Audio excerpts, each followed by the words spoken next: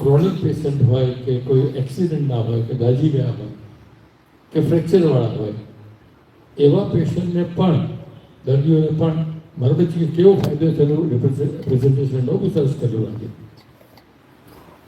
આજે જે બધા આવ્યા સવાર 9 થી 12:30 અમારે સાહેબને પરાણે 1 વાગે રૂમમાં બહાર કાઢવા પડ્યા અને કીધું જમવા માટે જવા દો બધા. પણ જે બધા આવ્યા એમાં યુનિવર્સિટીના વાઇસ ચાન્સલર કક્ષાના અંદર ધર્મપત્ની લઈને આવેલા એવા ઘણા બધા આવ્યા કે જેને ચાલવાની તકલીફ હતી એ ચાલવા માંડ્યા. આપણે એક ટ્રસ્ટી છે એમના પણ વાઇફને એવું થતું હાથ ઊંચો ના થાય, હાથ પાછળ ના જાય, એ બધું ત્યાં 15-20 મિનિટની સારવારમાં આ અનુભવ દિવસ દરમિયાન અમારે રહ્યા. અને आवा डॉक्टर सुनील भाई अपने बीच है, मैं जो थोड़ा हिंदी में बोलूँ आपको गुजराती समझ में आता है. हमारे बीच है, हमारा सद्भाग्य है और हमारा मार्गदर्शन करेंगे. मुझे लगता है कि जो लोग इधर आए हैं अपने पड़ोस में अपने जो भी परिचित हैं उनको ये माहिती से अवगत कराए और उनको आने के लिए बोले कि जो अधिक से अधिक लोग लाभ ले सके. शिवान आश्रम का जो प्रवृत्ति उसको में एक ऐसा भी है कि ज्ञान प्रसाद, वो ज्ञान प्रसाद जो बांट रहे हैं स्वामी शिवानंद के शब्दों में, ये सबको लाभ मिले. इसलिए आप सबको विनती है कि अपने परिचित को जो है, जो भी डॉक्टर परिचित है आपके ध्यान में, आपके परिवार में भी,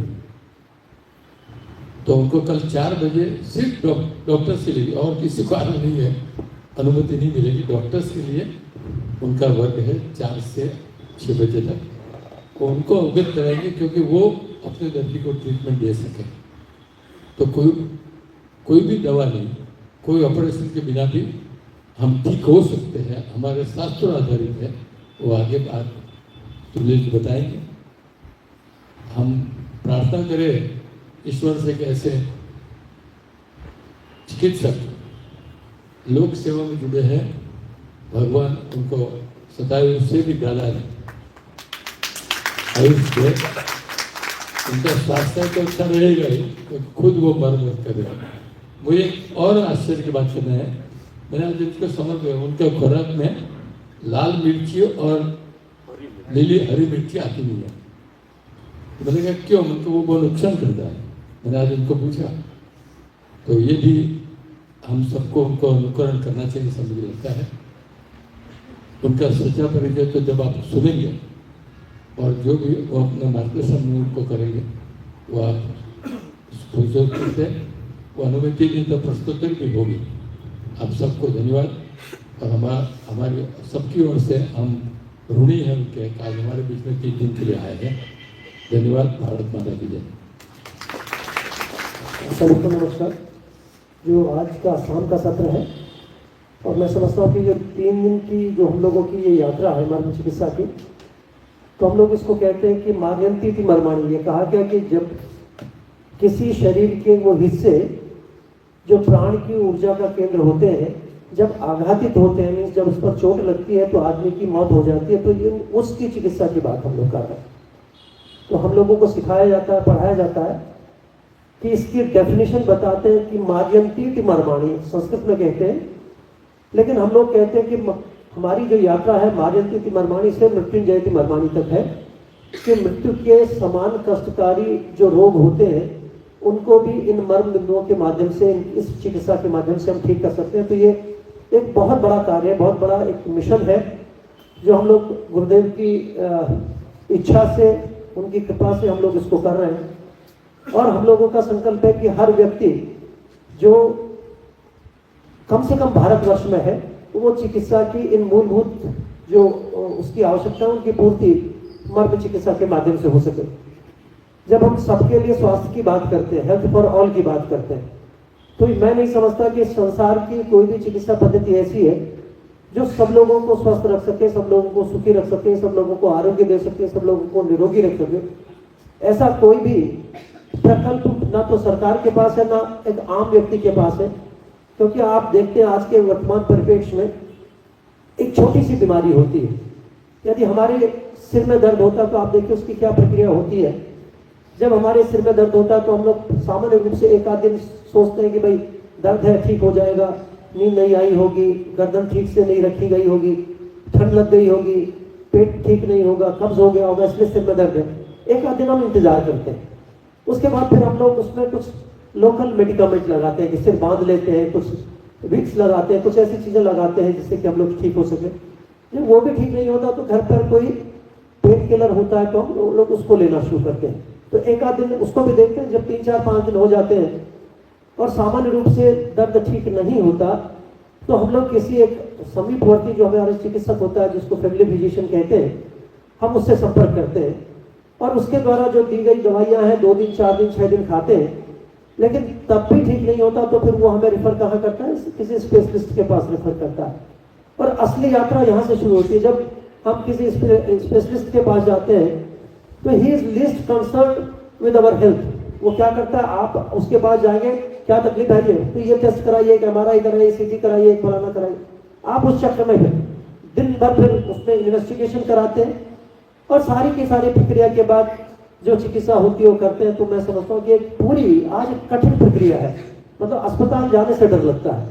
आदमी सोचता है कि मुझे किसी डॉक्टर के पास न जाना पड़े, और मैं यदि जाता हूँ तो फिर वो पता नहीं कितनी चीज़ों में उलझ जाता है। एक और चीज इस चिकित्सा के संबंध में आपको बताना चाहूँगा कि हम लोग सामान्य रूप से जब अपनी प्रैक्टिस पे बैठते हैं और किसी रोगी के किसी लक्षण को देखकर उसको कंफर्म करने के लिए यदि हमें किसी इन्वेस्टिगेशन की आवश्यकता होती है तो हम लोग क्या करते हैं कि जैसे कि ब्लड, हमें सीरम क्रिएटिनिन की जरूरत है या यूरिक एसिड की जरूरत है, एक इन्वेस्टिगेशन कराना है और हमें कंफर्म करना है कि अपना डायग्नोसिस, तो हम लोग उसको रेफर करते हैं कि भाई लेबोरेटरी में की एडवाइस सीरम यूरिक एसिड। अब वो किसी लेबोरेटरी में जाता है, आपने ये रोज देखा होगा, क्योंकि ये सारी प्रक्रिया जैसे जैसे हम विकास की तरफ जा रहे हैं और जैसे जैसे संसाधन और भोगवादी सभ्यता की तरफ जा रहे हैं, उपयोग से उपभोग की तरफ जा रहे हैं, तो ये सारी की सारी परेशानियां होती हैं। तो जब हम लोग किसी के पास जाते हैं तो वो कहता है कि भाई इसके पूछते हैं आपके भाई जो इन्वेस्टिगेशन मैं करा रहा हूँ उसके कितने पैसे लगेंगे, तो उसने बताया कि 200 रुपये लगेंगे, 500 रुपये लगेंगे। फिर वो एक बात और कहता कि ये तो आप एक टेस्ट करा रहे हैं, यदि आप पूरा प्रोफाइल हम लोग करा दें तो ये मुश्किल से 2,500 रुपये का होता, सारा 2,500 रुपये में हम सारा प्रोफाइल करते हैं, आप इसको कर, तो आप तुरंत राजी होते, क्योंकि आपको जो पैसा वो कौन दे रहा है, इंश्योरेंस वाला दे रहा है। समझ लीजिए मेरी बात से हम लोग किस चक्र में, दुष्चक्र में फंसते हैं। तो आप क्या करते हैं, 2,500 में राजी हो जाते हैं। फिर वो कहता है, एक बात और कहता है, क्योंकि आप पति पत्नी दोनों गए हैं दिखाने, कहते हैं यदि दोनों का करा लोगे तो 4,000 में हो जाएगा। तो अब आप क्या कराते हैं, दोनों की इन्वेस्टिगेशन कराते हैं और 4,000 रुपये उसको देके चले आते हैं और वो रिपोर्ट हमको लेके आते हैं। अब हम उससे माथापच्ची कर रहे हैं, उसमें कभी कोई विटामिन डी कम होगा तो किसी में B12 कम होगा, किसी में कुछ ना कुछ कम होगा कहीं ना कहीं, क्योंकि लोहे की मशीन हमारे शरीर का, जीवित शरीर का हाल बताती है। ठीक है, आजकल तो आदमी पैथोलॉजिस्ट करता नहीं, जो हमारी जितनी भी ये रेडीमेड मशीनें वो काम करती हैं। और आपने इन मशीनों की कार्मिकता कोरोना में देखी है। ठीक है, जो हमारा SPO, जो हमारा ब्लड में ऑक्सीजन का कंसंट्रेशन देखने का इंस्ट्रूमेंट है, आप 10-20 बार लगाएं तो हर बार रीडिंग अलग होती है। जो हमारा ब्लड शुगर नापने वाला इंस्ट्रूमेंट है, यदि 10 इंस्ट्रूमेंट से नापेंगे तो 10 में अलग रीडिंग होगी। तो जब 200 इन्वेस्टिगेशंस की लिस्ट आपके पास आती है, उसमें कुछ ना कुछ कमी कहीं ना कहीं दिखाई देती है। अब आप उस दुष्चक्र में, ये कमी है तो आप किसी डॉक्टर के पास, इसके पास आप जिंदगी भर उसी में उलझे रहते हैं। ठीक है, तो आज हमारी चिकित्सा का नजरिया बदला, हम लोगों ने हर व्यक्ति को उपभोक्ता समझा है। एक मानवता का जो रिश्ता होता था, चिकित्सा का जो एक वो हमारा मिशन होता था, एक व्यवसाय के रूप में। व्यवसाय क्यों ना हो, एक वकील कितने पैसे लेता है आप देखिए, कितने एक केस की कितने पैसे लेते हैं, एक इंजीनियर कितने पैसे, क्या डॉक्टर को बच्चे नहीं पालने अपने, वो भी समाज का हिस्सा है, इसलिए वो उस रास्ते पे। नहीं तो चिकित्सक कभी भी ऐसी सोच नहीं रखता। जो भी चिकित्सक होता है वो इस सोच में रहता है कि हम कैसे अधिक से अधिक लोगों की सेवा कर सके, अधिक से अधिक लोगों को बिना पैसे के, बिना निःशुल्क उसको लाभ कर सके। ठीक है, तो जब भी हम चिकित्सा करते हैं तो हम लोग ये कहते हैं कि भाई यदि आपसे कोई कहे, आपने देखा होगा कि एक निक्षय, ट्यूबरकुलोसिस के लिए एक प्रोग्राम हम लोग, हमारी सरकार, हमारे माननीय प्रधानमंत्री जी की तरफ से चलता है कि हम हर व्यक्ति कोई चीज जो ट्यूबरकुलोसिस के पेशेंट हैं उनको स्पॉन्सर करता है और उसको 2, 4, 10 केसेस संस्था भी लेती है और उनका हम लोग व्यय देते हैं और उससे उसकी चिकित्सा होती है, उस पैसे से चिकित्सा होती है। यदि आपसे कोई कहे कि प्रतिदिन 100 रुपए 200 रुपए रोज किसी को दे दें, आप कहेंगे भाई एक दिन में ला के तो 30,000 ले जा, कोई हर्ज नहीं, लेकिन रोज 100 रुपए में देने में संभव नहीं है। लेकिन यदि आप मर्म चिकित्सा जानते हैं तो यदि 50 मरीज भी आपके पास आते हैं कष्ट में तो आप उसको मर्म चिकित्सा से लाभान्वित कर सकते हैं। तो सेवा का सबसे बड़ा प्रकल्प यदि कोई हो सकता है तो मर्म चिकित्सा हो सकती है। तो इसमें क्या है, न तो कोई पैसा देना है, न कोई इन्वेजिवनेस है, न किसी ढंग का कोई समय लगता है और न कोई इसके साइड इफेक्ट है यदि आप इसको गलत नहीं करते। गलत ढंग से करेंगे तो कुछ भी नुकसान हो सकता है, लेकिन यदि प्रोटोकॉल ठीक से फॉलो करेंगे तो सामान्य रूप से आप इसकी चिकित्सा कर सकते हैं। और हम बार बार हम लोग ये कहते हैं कि यदि सबके लिए स्वास्थ्य की परिकल्पना को सिद्ध करना, हेल्थ फॉर ऑल करनी, चाहे वो भारत सरकार को करनी हो चाहे विश्व में करनी हो, तो मर्म चिकित्सा जैसी चिकित्सा पद्धतियों को लेना पड़ेगा। अन्यथा दवाइयों से, ऑपरेशन से, किसी बड़े बड़े अस्पताल खोलने से सबके लिए स्वास्थ्य की परिकल्पना हम लोग सिद्ध नहीं कर सकते। और ये हम लोगों ने वर्ल्ड हेल्थ ऑर्गेनाइजेशन के 1978 में हम लोगों ने हेल्थ फॉर ऑल किया था कि भाई सबके लिए स्वास्थ्य हम 2000 तक प्राइमरी हेल्थ केयर से कर लेंगे, तो संभव नहीं था। तो क्या संभव नहीं था? क्योंकि जब हम लोगों ने देखा कि कोरोना ने बहुत कुछ सिखाया। हमारे माननीय प्रधानमंत्री जी कहते हैं कि भाई जो भी यदि कोई आपदा आती है उसमें भी एक अवसर होता है। तो हमारी इस आपदा में हमारी वैदिक साइंसेस के लिए एक अवसर था, भारतीयता के लिए एक अवसर था, भारतीय संस्कृति के लिए एक अवसर था, हमारे रहन सहन के लिए अवसर था, हमारे जीवन शैली के लिए एक अवसर था।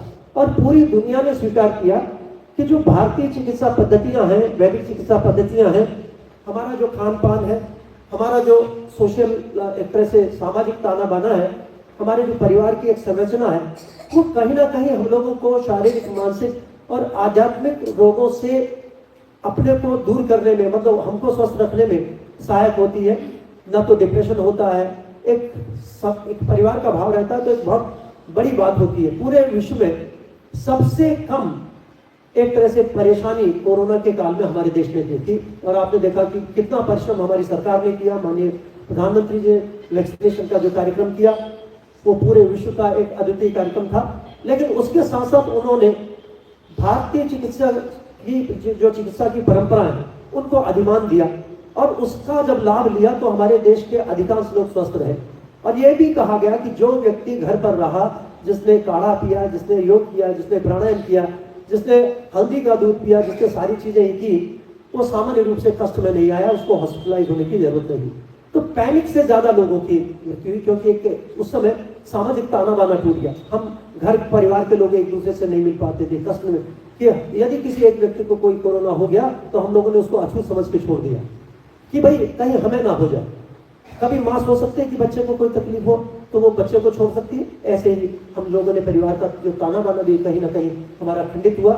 लेकिन हमारी जितनी वैदिक परंपराएं थी, वैदिक चिकित्सा पद्धतियां थी, हमारी संस्कृति थी, हमारा खान पान था, हमारा एक पारिवारिक जो एक स्टेटस था, उसने हम लोगों की रक्षा की। तो आप समझ सकते हैं कि मर्म चिकित्सा कितनी प्रासंगिक है आज के संदर्भ में, कितनी अच्छी चिकित्सा पद्धति है।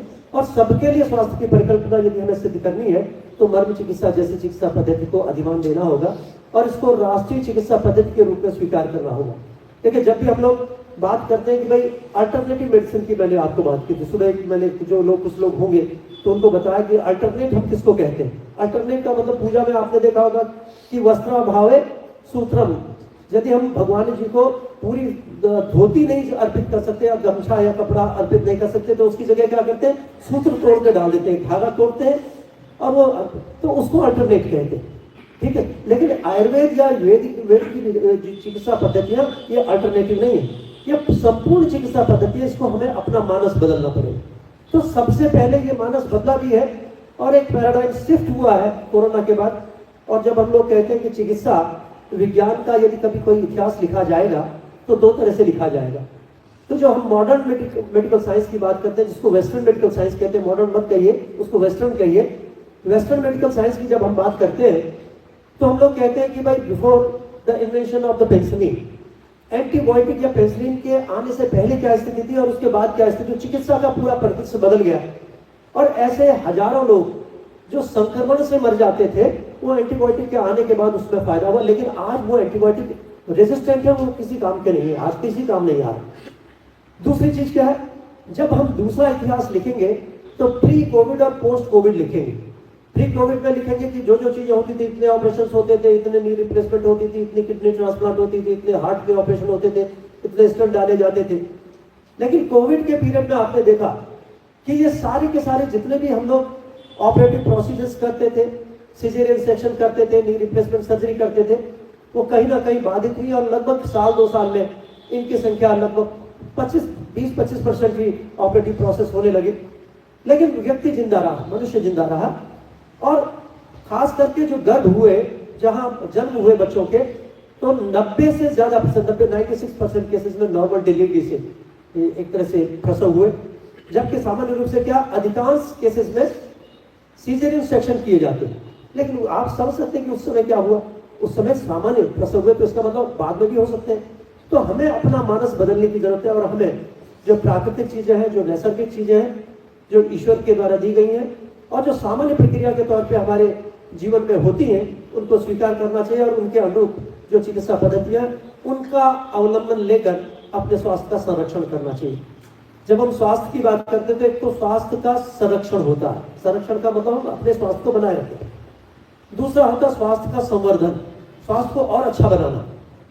तीसरा होता है रोग का प्रतिरक्षण, की रोग से हमें रोग ना हो, हम उसके लिए प्रयास करते हैं। और चौथा होता है जो रोग है उसकी चिकित्सा, यदि कोई रोगी हो जाता है तो उसका रोग का निवारण। तो जो चारों चीजें हैं वो मर्म चिकित्सा के माध्यम से हो सकती है। कोई भी यदि हम अपने स्वास्थ्य का संरक्षण करना चाहें तो जैसे हम लोग सुबह बताते हैं कि मर्म प्राणासन की विधियां होती हैं और विभिन्न मर्मों को हम यदि अपना स्टिमुलेट करते हैं स्वस्थ अवस्था में, तो हम अपने स्वास्थ्य का संरक्षण कर सकते हैं।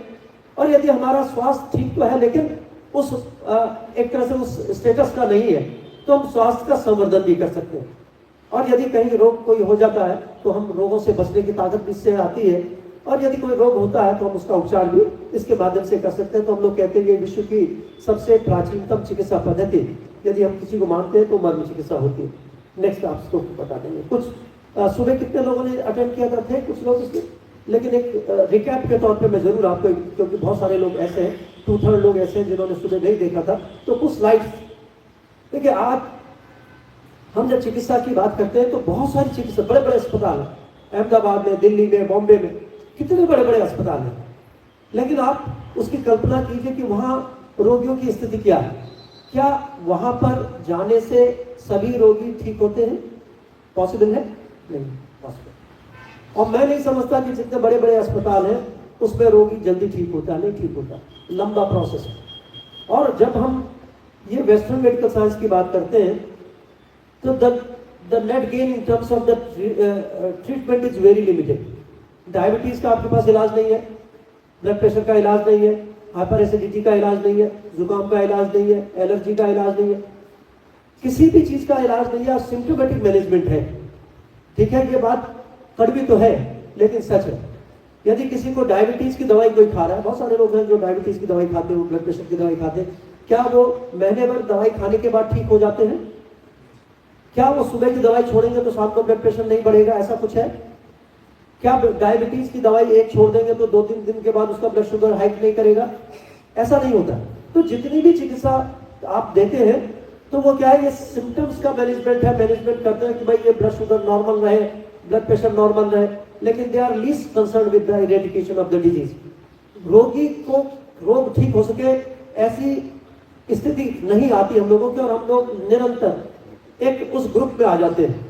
अब कैसे ग्रुप में आ जाते हैं? आपने देखा होगा कि आजकल डायबिटिक ग्रुप है, सर्वाइकल पाल्सी वालों के ग्रुप बना रखे हैं, लोगों ने पोस्टपोलियोपेरेसिस का ग्रुप बना रखा है, लोग हाइपरटेंसिव ग्रुप है, कोई डिफरेंट ग्रुप्स है। और उस ग्रुप में वो क्या करते हैं, चर्चा करते हैं कि मैं इतनी गोली खा रहा हूँ, तो इतनी गोली खा रहा है, ऐसे सुबह चलता हूँ, इसके अलावा कुछ नहीं होता। तो जस्ट हम लोग क्या करते हैं, जैसे आपने देखा कि भाई कोई किसी को हम 420 कहें, किसी पे एक बार धारा लग जाए 420, तो जिंदगी भर वो 420 रहता है ना, कि भाई 420 धारा लगी है, ये कोई भी धारा लग जाए। तो इस समय हम क्या कर रहे हैं, जस्ट वी आर टैग कर रहे हैं, हम हर मरीज को टैग कर रहे हैं, just we are categorising the people in a different section. भाई ये डायबिटिक है, ये हाइपरटेंसिव है, ये फलाना है, ढिकाना। We are least concern with उसको नॉर्मलाइज करने में हमारा कोई इंटरेस्ट नहीं है सामान्य रूप से कि हम एक डायबिटिक व्यक्ति को नॉन डायबिटिक में कन्वर्ट करें, ये हमारा उद्देश्य है नहीं है। एक हाइपरटेंसिव को नॉन हाइपरटेंसिव में कन्वर्ट करें, ये हमारा उद्देश्य नहीं है। लेकिन ये उद्देश्य है हमारी वैदिक चिकित्सा पद्धतियों का। तो जितनी भी आयुर्वेद, योग और मर्म चिकित्सा जैसी विधाएं हैं वो रोगी को आरोग्य प्रदान करती हैं और उसको हमेशा के लिए बीमार होने से बचाती हैं। तो हमें क्या करना, हमें खुले मन से स्वीकार करना है कि इन वैदिक साइंसेस को हम लोग समझे, जाने, अपने लिए प्रयोग करें और अपने परिवार और अपने समाज, अपने राष्ट्र के लिए, अपने लोगों के लिए इसका उपयोग करें। और सफरिंग ह्यूमैनिटी, जो पीड़ित मानवता है, उसकी सेवा के लिए इन चीज़ों का उपयोग करें। और बड़ा सरल, बहुत सरल है। देखिए कोई भी चीज़ आपने देखा, जैसे पानी उपलब्ध होता है, पानी भगवान ने दिया, वर्षा होती है, सबके लिए है। सूरज का प्रकाश सबके लिए है, आग की गर्मी सबके लिए है, पानी की ठंडक सबके लिए। ऐसे ही मर्म चिकित्सा की उपयोगिता हर व्यक्ति के लिए है। यदि हर व्यक्ति इसको समझ जाता है तो वो अपने स्वास्थ्य का संरक्षण भी कर सकता है, स्वास्थ्य का संवर्धन कर सकता है। तो आज के संदर्भ में कितनी सारी चिकित्सा पद्धतियां हैं। तो ये मर्म चिकित्सा की क्या उपादेयता हो सकती है, what is the relevance of मर्म थेरेपी इन प्रेजेंट सिनेरियो। हम क्या कर सकते हैं इसके मर्म चिकित्सा के माध्यम से। तो 2-3-4 उदाहरण देता हूं, ये तो बाद में दिखाएंगे हम आपको। एक आपने देखा होगा कि हमारे देश में लगभग 40 करोड़ लोग जो है बुजुर्ग हैं, जो 60 साल से ऊपर के, और उनमें से लगभग 1 करोड़ लोगों को प्रतिवर्ष नी रिप्लेसमेंट सर्जरी की सलाह हमारे चिकित्सकों के द्वारा दी जाती है, ठीक है। और लगभग 5 से 10 lakh knee replacement surgery per annum प्रतिवर्ष हमारे देश में होते हैं। कितना खर्चा आता है नी रिप्लेसमेंट की सर्जरी में? कम से कम 5 से 10 लाख रुपया, बड़े अस्पताल में ज्यादा आता है। तो कितना पैसा हो गया? 5 लाख को 5 लाख से गुणा करेंगे तो कितना होगा? 25 खरब रुपए। तो 25 खरब रुपए से 50 खरब रुपए तक हम लोग हर साल नी रिप्लेसमेंट सर्जरी पे खर्च करते हैं। तो हम ये नहीं कह रहे कि नी रिप्लेसमेंट सर्जरी मत कराइए, खूब कराइए। हमारा टारगेट ग्रुप वो है जो 1 करोड़ में से 5 लाख जो जिनके पास पैसे थे वो ऑपरेशन करा सकते थे, उन्होंने करा लिया। हम किसकी चिकित्सा की बात कर रहे हैं?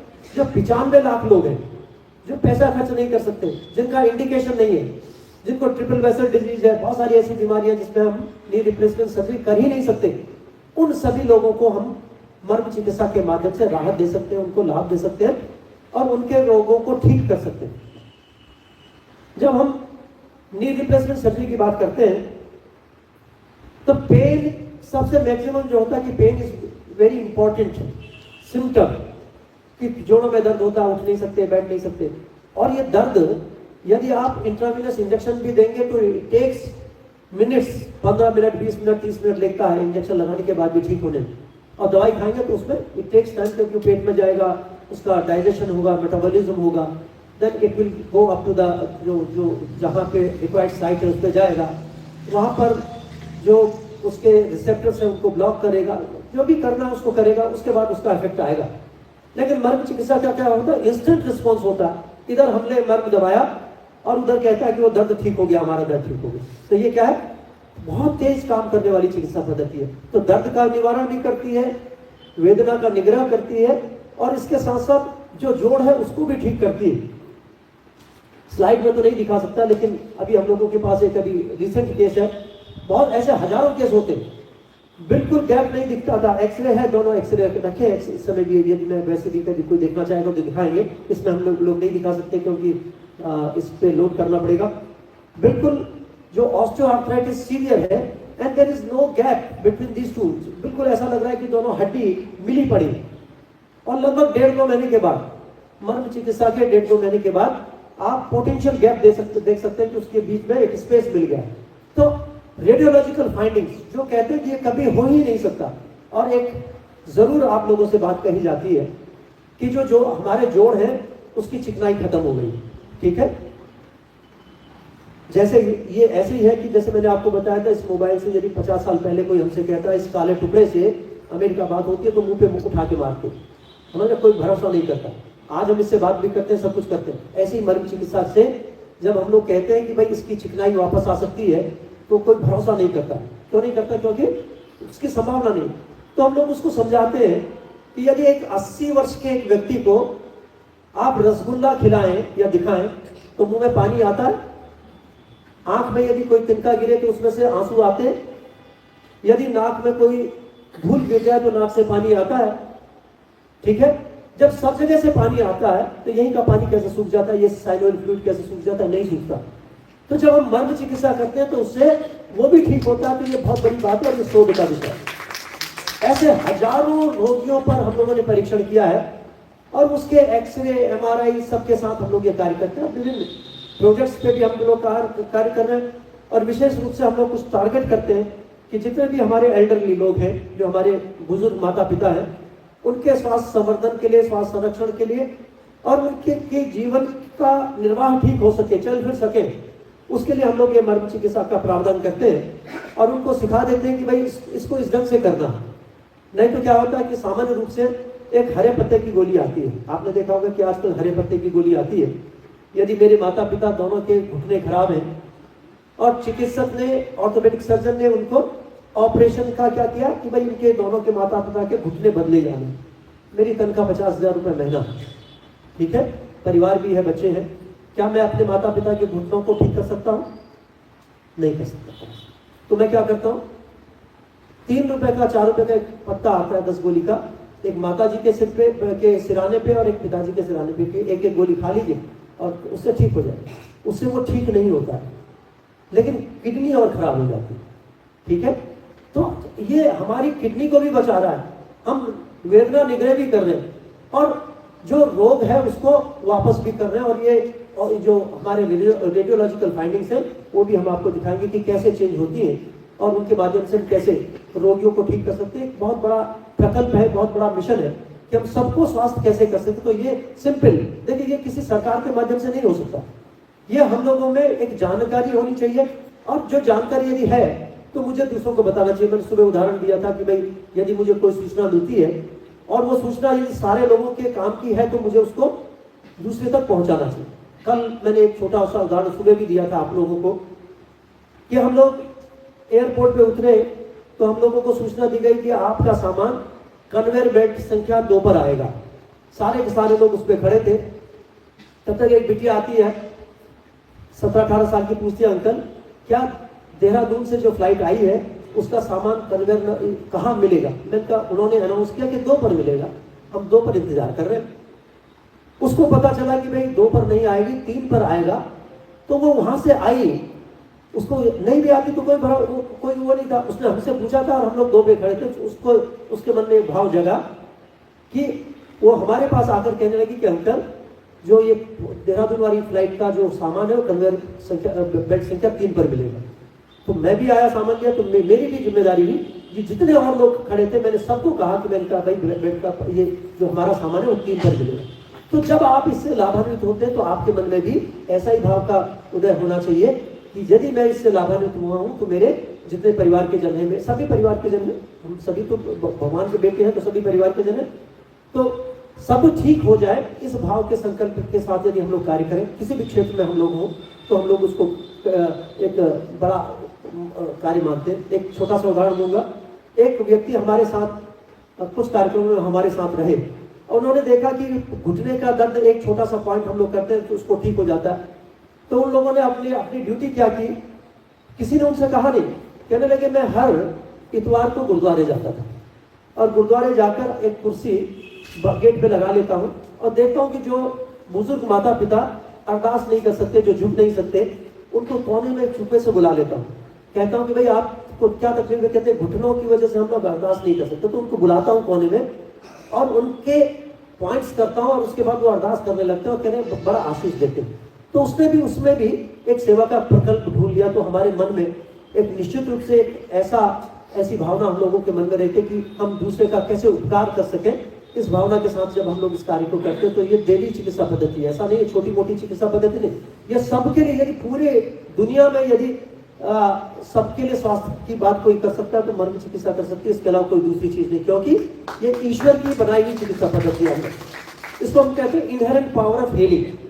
जैसे इसको ऐसे समझ सकते हैं कि भाई यदि मैं कहूँ कि भाई मैंने कुछ बहुत कर लिया, गाड़ी में आप इग्निशन में आप चाबी लगाते हैं और चाबी लगाने के बाद आपने घुमाई और उसके बाद गाड़ी स्टार्ट हो गई और आप कहेंगे भाई मैं तो बहुत बड़ा आदमी हो गया, मुझे तो सिद्धि आ गई, मैंने तो ये कर लिया। तो क्या आपका कोई इसमें रोल है? क्योंकि इनबिल्ट सिस्टम है और आपने चाबी लगाई तो खुल गई। ऐसे इस शरीर में एक इनबिल्ट पावर है जो भगवान ने हमारे शरीर में रोग को ठीक करने की क्षमता दी है। हम उसको जानते नहीं तो इसलिए अंधेरे में रहते हैं, और जो समझ जाता है उसका उपयोग करता। तो ये मर्म चिकित्सा के लिए कुछ चीजें हम आपको बताते हैं कि कौन कौन सी चीजें मर्म चिकित्सा के माध्यम से ठीक हो सकती है। तो इसमें हम लोगों ने कुछ चीजें दिखाई है। एक कीलॉइड होता है, जल्दी से दिखा दीजिए क्योंकि उसके बाद की चीजें हमको दिखानी है। जब जल जाता है तो एक बड़ी बड़ी गांठें पड़ जाती है, इसको हाइपरट्रॉफी डिस्कार कहते हैं। इन सभी में ऑपरेशन के अलावा कोई दूसरा उपचार नहीं होता कि ऑपरेशन करेंगे खाल बदली जाएगी, जिसको स्किन ग्राफ्टिंग कहते हैं। नेक्स्ट दिखा दीजिए। ये केस था, इसमें कीलॉइड फॉर्मेशन हुई। नेक्स्ट दिखाइए। ये एम्पुटेशन किया गया, स्किन ग्राफ्ट की गई और यहां से जांग से खाल लेकर यहां लगाई गई, लेकिन यहां पर भी कीलॉइड बन गया। अब उसको बहुत तकलीफ होती थी, खुजली होती है, इचिंग, बहुत परेशानी होती। हम लोगों के पास आया, उसको मर्म चिकित्सा की और उसको इतना आराम आया कि उसको अब किसी औषधि की जरूरत नहीं होती है, सफल हो गया। फिर हम लोगों ने एक केस किया कि आप लोगों ने कहा कि सिम्टम्स ठीक हो सकते हैं तो ये कीलॉइड भी ठीक हो सकता है। तो फिर इसको करस्पॉन्डिंग मर्मों पॉइंट, जैसे इस हाथ में यहाँ पे है तो इसके आसपास के जितने भी मर्म बिंदु होते हैं हम उसको दबा के देखते हैं, और दबा के करने के बाद ये लगातार किया और इसका ट्रीटमेंट देख सकते हैं कि लगभग बिल्कुल ठीक हो जाता है। मुश्किल से 3-4 महीने का समय, 5 महीने का समय में बिल्कुल ठीक हो गया। तो कल्पना कीजिए कि ये लाखों रुपए का तो उसका पैसा बच गया, इन्वेजिवनेस बच गई, उसका समय बच गया, और पता नहीं कितनी चीजें जो होती हैं। ये एक ऐसा ही केस था जो फ्रैक्चर था, उसमें अंदर बीच में आप यहाँ प्लेट ऊपर के 4 स्क्रू, नीचे के 3 स्क्रू के बीच में आप देखेंगे एक हड्डी बीच में जुड़ी हुई नहीं है। ऑपरेशन के बाद भी हड्डी जुड़ी नहीं, तो दूसरा ऑपरेशन किया गया कि उसमें बोथ ग्राफ्ट लगाया गया, और फिर ये जब तब भी 1.5 साल के बाद तक नहीं जुड़ी, तो उन्होंने ये कहा कि भाई इसको अब दोबारा से खोल के ऑनले प्लेट निकाल के इंट्रामेडुलरी कुछ लगाना पड़ेगा। तो उस स्थिति में हम लोगों ने मर्म चिकित्सा की, और मर्म चिकित्सा के बाद ये लगभग 1.5 महीने में हड्डी भर गई। उसको आप एक्सरे के सहायता से देख सकते हैं, उसमें सारे डेट्स हम लोगों ने लिखी हुई। तो आप समझ सकते हैं कि शरीर के अंदर नेचर ने, भगवान ने कितनी ताकत दी है कि हमारा शरीर खुद अपने को स्वस्थ कर सकता है। लेकिन वो बहुत बड़ी बात है, इसको समझने की जरूरत है। ये ऑटोसोमल रिसेसिव कंजेनाइटल इक्थियोसिस जो होती है, ये कंजेनाइटल भी होती है और एक तरह से जेनेटिक बीमारी भी है। और पूरे के पूरे शरीर में जैसे मछली की खाल होती, मछली में स्केल्स होते हैं, ऐसी होती है। ईचिंग होती है, इरिटेशन होता है, कभी कभी उसमें से पानी सा निकलता है, कभी ब्लड निकलता है। बहुत सारी दवाइयाँ खानी पड़ती हैं और वो भी ठीक नहीं होता, और वर्षों तक नहीं होता, जिंदगी भर कभी ठीक नहीं होता, पूरी स्किन दिखाने लायक भी नहीं होती। तो ऐसी स्थिति में हम लोगों ने मर्म चिकित्सा की और मुश्किल से कुछ महीने के बाद वो बिल्कुल ठीक हो गई। सिर्फ ड्राइनेस है, अब वो गोले का तेल लगाती ठीक ठाक है। हम लोग वर्षों से उसको देख रहे हैं। अब इसके बाद एक और बहुत महत्वपूर्ण बीमारी जिसको हम कहते हैं कूल्हे की हड्डी को गलना। कूल्हे की हड्डी की सप्लाई खत्म हो जाती है। तो ये हम लोगों ने केस, छोटा बच्चा 6 साल का 7 साल का बच्चा, उसके कूल्हे की हड्डी जो एपिफाइसिस है, जो फीमर का एपिफाइसिस है, वो गलने लगा। और जो आप इसको देख सकते हैं, दोनों में डिफरेंशिएट कर सकते हैं। तीसरा दिखाएं। और इसमें सिर्फ ऑपरेशन के अलावा कुछ नहीं हो सकता। क्या करते हैं कि इसका हेड बदला जाता है। जो एसिटाबुलम होता है उसमें हेड ऑफ फीमर, इसको चेंज करना पड़ता है। लेकिन सामान्य रूप से 18-20 साल से पहले ये ऑपरेशन नहीं हो सकता छोटे बच्चे में। छोटे बच्चे में होगा तो हेड छोटा हो जाएगा, एसिटाबुलम का साइज बढ़ेगा, जैसे जैसे बच्चा बढ़ेगा, तो आप उसका ऑपरेशन नहीं कर सकते। ऑपरेशन कब करना पड़ेगा? 18 साल के बाद। तो उसमें भी देख सकते हैं ये पूरा एपिफिजियोलाइसिस है, हेड इधर का खराब है, इधर आप देख सकते हैं ठीक ठाक है। अब इसमें भी हम लोगों ने मर्म चिकित्सा के माध्यम से उसको चिकित्सा दी, और लगभग 2008, 2009, 2010, 2011, लगभग 3-4 साल में वो बिल्कुल स्वस्थ हो गया। उसको देखिए, देख सकते हैं ये हीलिंग है, ये डेट वाइज लगे हैं, और ये कंप्लीट हीलिंग डेट वाइज लगे हैं उसके नाम। 2011 का ये, और जब हम लोगों ने शुरुआत की थी तो 2007 में हम लोगों के पास आया। 7-8 से हम लोगों ने इसकी चिकित्सा की, तो लगभग 3 वर्ष में ये ठीक हुआ। या और बहुत सारे केसेस हम लोगों के पास कूल्हे की हड्डी की गलन या सड़न के केसेस है, बहुत सारे केसेस हैं। और हम लोग कहते हैं कि जो मर्म होते हैं प्राण की ऊर्जा का केंद्र होते हैं। यदि इन पर चोट लगती है तो आदमी की मौत हो जाती है। ठीक है, ये बहुत बड़े खतरनाक होते हैं, कहीं भी चोट लगेगी तो ये खतरनाक हो सकते हैं, इसलिए हम लोग इनको चिकित्सा में उपयोग नहीं करते थे, कहीं भी चिकित्सा में उपयोग नहीं था। लेकिन हम लोगों ने सोचा कि जब इस पर चोट लगती है तो कोई ना कोई चीज नुकसान हो सकता है, लेकिन यदि हम उसको ठीक करें तो उसको फायदा होना चाहिए। ठीक है, हम लोग बार बार बताते हैं, यदि हम लोग आपसे कहें कि भाई इसको, इस पॉइंट को यदि ये खराब हो जाएगा हमारा स्विच, तो ये स्क्रीन आना बंद हो जाएगा। तो इसका मतलब क्या, यदि हम इसको ठीक कराएंगे तो ये चालू होना चाहिए ना। ऐसे ही हम लोगों ने भी सोचा कि यदि इसके करने से ये तकलीफ होती है तो यदि हम उन लक्षणों में उस पॉइंट को ठीक करने की कोशिश करें तो रोग ठीक होना चाहिए। तो रोग ठीक होने लगे, और जब ठीक होने लगे तो लगभग 40 वर्ष में लाखों लोग इससे ठीक हुए। तो जो उनका फीडबैक था उसके बाद हम लोगों ने देखा कि भाई ये बहुत ठीक होती है।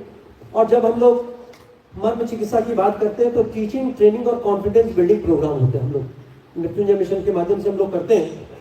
तो टीचिंग ट्रेनिंग तो ठीक है, हम पढ़ा रहे हैं, सिखा रहे हैं, दिखा रहे हैं, इससे कोई फर्क पड़ने वाला नहीं।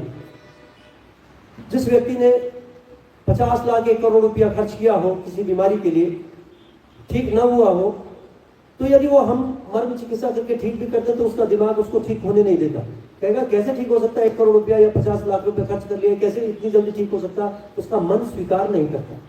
तो क्या होता है, कॉन्फिडेंस बिल्डिंग प्रोग्राम के लिए जब भी यहाँ भी बात हुई तो हमें व्याख्यान के लिए आना था, मर्म चिकित्सा के लिए या मर्म योग के लिए आना था। तो हम लोगों का आप लोगों से यही अनुरोध था कि भाई अधिक से अधिक संख्या में हमारे रोगी यहाँ पर आए, जिनकी चिकित्सा को देखकर लोगों के मन में विश्वास हो कि भाई ये ठीक हुआ। यदि कोई और जगह ये कार्यक्रम होता और मरीज कहता कि भाई मैं चल नहीं सकता था, कई मरीज आपने देखे होंगे कि लोग पकड़ के लाए। आज हम लोगों ने बहुत सारे मरीज देखे, लोग पकड़ के लाए थे, 2 मरीज पकड़ के लाए थे, लाठी हाथ में थी, 2 लोगों ने पकड़ रखा था, चल नहीं सकते थे, और वो खुद चल के चक्कर लगाने लगे। किसी के घुटने का दर्द ठीक हो गया, किसी की गर्दन नहीं हिलती थी वो ठीक हो गई, हाथ नहीं उठता था ठीक हो गया। तो यदि कहीं बाहर की स्थिति होती तो लोग सोचते कि भाई ये हमारे अपने आदमी है, कि पहले हाथ को रोक रखा फिर कहा ठीक हो गया, हाँ ठीक हो गया। ठीक है, ऐसा नहीं। ये हम लोग एविडेंस बेस्ड बातें करते हैं, क्योंकि जब भी हम आप लोगों से, सामान्य लोगों से बात कर रहे हैं, हम लोग चिकित्सा के विभिन्न विधाओं के लोगों से बात करते हैं, विभिन्न डिफरेंट मेडिकल कॉलेजेस में इसके कैंप्स लगाते हैं, इसके लेक्चर्स लेते हैं। हम कई सरकारों के साथ डॉक्टर्स को ट्रेन करते हैं, तो वो हमारी बात ऐसे थोड़ी मानेंगे। जब तक प्रमाण नहीं होगा, जब तक उसके परिणाम नहीं होंगे, तब तक कोई स्वीकार करने वाला नहीं। आज ये चिकित्सा के रूप में, चिकित्सा पद्धति के रूप में इस्टेब्लिश हो गई है और पूरे विश्व में हम लोग इस पर कार्य करते हैं। विभिन्न संस्थाओं के साथ में विभिन्न जगह पे हम लोग इसके कैंप्स करते हैं, टीचिंग प्रोग्राम करते हैं, ट्रेनिंग प्रोग्राम करते हैं। और ये माउथ टू माउथ, यदि आप इसके विषय में जानते हैं तो क्या करना है, जैसे मोदी जी कहते हैं कि वोकल फॉर द लोकल, अपनी बातों को गर्व से कहिए कि ये हमारी चिकित्सा पद्धतियां हैं, आयुर्वेद है, ये मर्म चिकित्सा है, ये योग है, ये इसमें क्या क्या चीजें, ये आप इसको गर्व से कह सकते हैं। तो इन सारी चीजों को जानने से के लिए आप इसको समझ लीजिए कि भाई ये कैसे काम करती है और अपने लिए कैसे परिणाम देती है। तो कुछ आज 2-3 मर्म के बिंदु के साथ हम लोग इसका समापन करेंगे इस कार्यक्रम का, कि आप समझ सके कि हम अपने ब्लड प्रेशर को ठीक कैसे कर सकते हैं, डायबिटीज को ठीक कैसे कर सकते हैं, और कैसे हम किसी मर्म बिंदु को जान सकते हैं, इसको हम जानने की कोशिश करेंगे। तो ये इंट्रोडक्शन है कि भाई मर्म चिकित्सा, हम कहते हैं कि विश्व की सबसे प्राचीनतम चिकित्सा पद्धति यदि कोई है तो मर्म है। और जैसे हम कहते हैं कि बैलगाड़ी कितनी चलती है, स्पीड, साइकिल की स्पीड, स्कूटर की स्पीड, फिर गाड़ी की स्पीड, फिर ट्रेन की स्पीड, बुलेट की स्पीड, बुलेट ट्रेन की स्पीड और हवाई जहाज की स्पीड।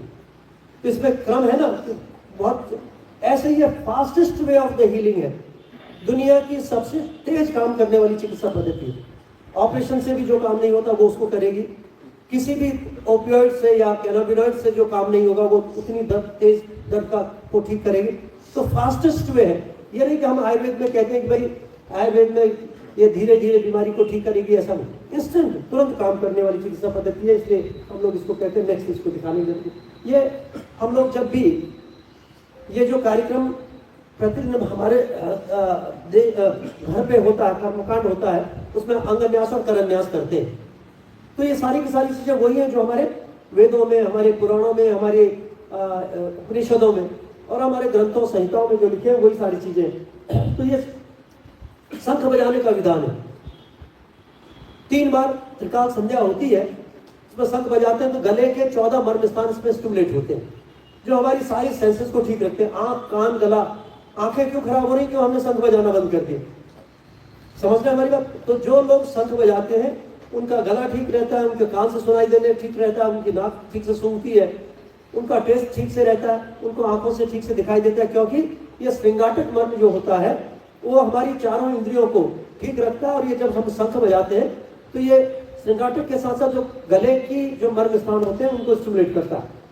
तो हमारे शरीर में जो होते हैं वो 107 मर्म स्थान होते हैं। कितने होते हैं? 107 मर्म स्थान होते हैं। और इसको हम ऐसा समझ सकते हैं कि कंप्यूटर पे बैठे हैं और कंप्यूटर के जो कीबोर्ड है, ऐसा ये कीबोर्ड है शरीर में। तो यहाँ पर इसको कहते हैं रिमोट। इसरो है यहाँ पे हमारा, तो इसरो क्या करता है, यहीं से सारी चीजें छोड़ता है ना, तो रिमोट सेंसिंग टेक्निक है। तो ये हमारा क्या है, ये हमारा भी इसरो है, ठीक है। मर्म चिकित्सा क्या है, रिमोट सेंसिंग टेक्निक है। हाथ में से यदि हम हाथ को दबाते हैं तो हार्ट की प्रॉब्लम्स को ठीक कर सकते हैं। हमारे शास्त्रों में लिखा है कि मनुष्य के शरीर में 5 हार्ट होते हैं, काश्यप संहिता में लिखे। ये 4 जो होते हैं, 1, 2, 3 और 4, इसको शाखा हृदय कहा कि ये क्या होते हैं, हमारे हाथ पैरों में होते हैं। तो आपने देखा होगा कि जब भी कोई व्यक्ति बेहोश होता है, किसी को मिर्गी का दौरा पड़ता है, आप लोग क्या करते हैं, सब लोग हाथ पैर के तले मलते हैं। क्यों मलते हैं? सर्कुलेशन बढ़ता है, ठीक है। क्या होता है? सर्कुलेशन बढ़ता है। अब जो मेडिकल के स्टूडेंट वो जानते हैं सर्कुलेशन यहाँ से ज्यादा सर्कुलेशन यहाँ होता है, ये पैड ऑफ फैट होता है, यहाँ सर्कुलेशन ज्यादा नहीं होता। यदि सर्कुलेशन बढ़ाना तो पूरे हाथ पैर मलने चाहिए हमें, हम नहीं मलते। क्यों नहीं मलते? क्योंकि हम सिर्फ इतने हिस्से को मलते हैं, क्योंकि यहाँ पर तल हृदय मर्म होता है, जाने अनजाने हम इसको मलते हैं। अब जब आपको पता है कि तल हृदय कहाँ पे है, तो आपको पूरा हाथ पैर नहीं मलते। आपको क्या करना, उस पॉइंट को तुरंत उसको दबाना है, जल्दी से दबाना और तुरंत उसका परिणाम मिलेगा। नहीं तो क्या, इसको दबाएंगे तो आधा घंटे दबाएंगे तो जो परिणाम नहीं आएंगे वो 1-2 मिनट में परिणाम आ जाएंगे, ठीक है। समझ रहे हमारी बात? तो जैसे धूल में लाठी मारेंगे या एक टारगेट पे मारेंगे तो अंतर है ना। यदि पूरा इतनी जगह पे को हमें कोई एक छोटी सी चीज है और उसमें हम लाठी से पटकने लगे, 200 बार पटकेंगे तो एक बार उसमें लगेगा। अब हमें यदि सीधे उसकी जगह पता है तो हम उसी को दबाएंगे तो उसके परिणाम मिलेंगे। तो इसको हम लोग कहते हैं कि ये टारगेटेड है। और इसका एक इक्वेशन हम लोग बताते हैं कि ये multifold calculated stimulus from PNS to CNS, ठीक है। इसको साइंटिफिक प्रेजेंटेशन है कि जब भी हम कोई स्टिमुलस देते हैं तो ये पेरीफेरी में है। तो हमारे 2 तरह का नर्वस सिस्टम होता है, एक पेरिफेरल नर्वस सिस्टम होता है, एक सेंट्रल नर्वस सिस्टम होता है।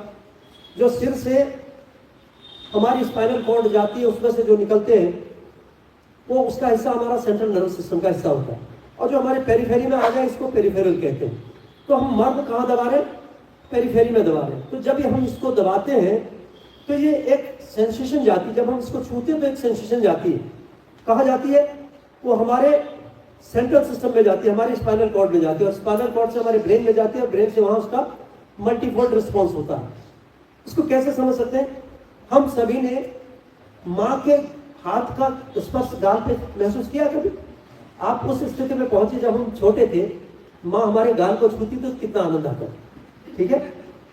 और फिर उससे थोड़े बड़े हो जाइए और जब स्कूल में पढ़ रहे मास्टर जी थप्पड़ मारते हैं, मारते का वहां भी वो भी वही मार रहे हैं, माँ भी वही छू रही है, पूरा बायोकेमिस्ट्री चेंज हो गई है हमारी, ठीक है।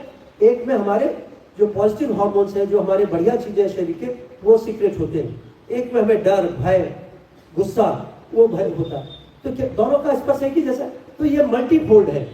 जब हम छूते हैं तो उसका एक अलग स्टिमुलस है, फिर स्किन को छूते हैं तो एक अलग स्टिमुलस है, उसके नीचे फेशिया है तो उसकी अलग नर्व सप्लाई है, उसके नीचे ब्लड वेसल है तो उसकी अलग सप्लाई है, उसके नीचे हड्डी है तो उसकी अलग सप्लाई है। तो ये मल्टीफोल्ड स्टिमुलस जाता है। एक जैसे आपने देखा हल्की हल्की हवा चल रही है, हल्के हल्के हमारे कुछ नहीं, बहुत तेज नहीं, तो सिर्फ रोए हिल रहे हैं, तो एक लगता है जैसे ब्रीज फुहार जैसी छूटती है, उसका अलग स्पर्श है। तेज होगा तो उसकी अलग होगी। तो जो स्टिमुलस जाता है उसके सापेक्ष ही हमारा रिस्पॉन्स होता है। तो इसमें हम लोग उसको multifold calculated stimulus from PNS to CNS कहते हैं। इसलिए इसके परिणाम किसी भी चिकित्सा पद्धति से हम लोग कंपेयर नहीं करते कि भाई कौन दवाई ज्यादा काम कर रही है, हमारी ज्यादा कर रही है या इनकी ज्यादा कर रही है, क्योंकि इसको कंपेयर कर ही नहीं सकते, ठीक है। इसको कैसे समझ सकते हैं? लोग कहते हैं कि भाई एक्यूप्रेशर, एक्यूपंक्चर, अनमा, मॉक्सिडोस्टिन, बहुत सारी जो चाइनीज चिकित्सा पद्धतियां हैं, उनको वो भी लोग आज मर्म चिकित्सा से लाखों लोग जुड़ रहे हैं, और अपनी वैदिक चिकित्सा विधा से जुड़ने का उनको एक साधन भी हम लोगों ने अपनी किताब में लिखा है कि भाई ये आपको अपनी विधा से जुड़ने का एक माध्यम भी है। तो जब वो जुड़ते हैं तो लोग हमसे ये अक्सर प्रश्न करते हैं कि what is the difference between this acupressure, acupuncture और मर्म चिकित्सा में अंतर क्या है? तो हम लोग उनको एक मोटा सा उदाहरण देते हैं। हम लोग उत्तराखंड में रहते हैं, तो वहाँ जो रिमोट एरियाज है वहाँ पुलिसिंग की व्यवस्था नहीं होती। वहाँ जो पटवारी होता है, जो तहसीलदार होता है, वही सारे दंड के विधान वही करते हैं। तो यदि हमें एक पत्री या हमें एक लेटर माननीय प्रधानमंत्री जी के ऑफिस में भेजना, उसकी दो विधियां हो सकती है। हमने क्या किया, एक लेटर लिखा, वो अपने पटवारी को दे दिया। पटवारी कहाँ भेजेगा उसे? तहसीलदार को देगा, तहसीलदार एसडीएम को देगा, एसडीएम एडीएम को देगा, सीडीओ को देगा, डीएम को देगा, कमिश्नर को देगा, तब जाके कहीं जाके वो पीएमओ में रिसीव होगा। एक दूसरा सीधा क्या, या तो हम यहाँ ऑफिस में रिसीव करा लें या पीएमओ ऑफिस में रिसीव करा लें। तो कौन किस पे एक्शन जल्दी होगा? जो सीधे पीएमओ में रिसीव।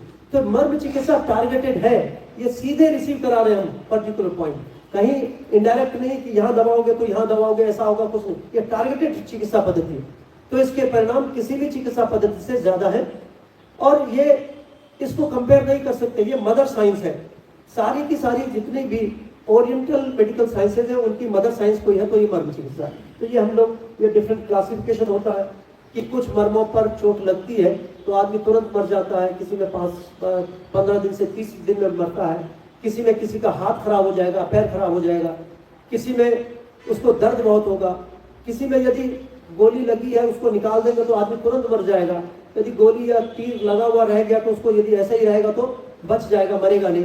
इस ढंग से कई तरह के क्लासिफिकेशन है। नेक्स्ट, ये डिस्ट्रीब्यूशन है। यहां से ऊपर 37 मर्म होते हैं, ठीक है। और सबसे जो मास्टर पॉइंट होता है उसको हम कहते हैं कि अधिपति मर्म। तो ये हमारा जैसे मोबाइल या लैपटॉप का पोर्ट होता है जिसको हम ये चार्जर लगाते हैं, ऐसे ही पोर्ट हमारा कहाँ है? हमारा पोर्ट यहाँ पे, जहाँ पे रोमावर्त होता है, जो बाल घूमते हैं, बाल का एक घुमाव होता है ना, तो उसको क्या करना, 5 उंगली मिला करके इसको रोज सुबह इसको दबाना है। तो आप क्या कर रहे हो? अपनी एनर्जी को रिचार्ज कर रहे हो, अपने शरीर को रिचार्ज कर रहे हो।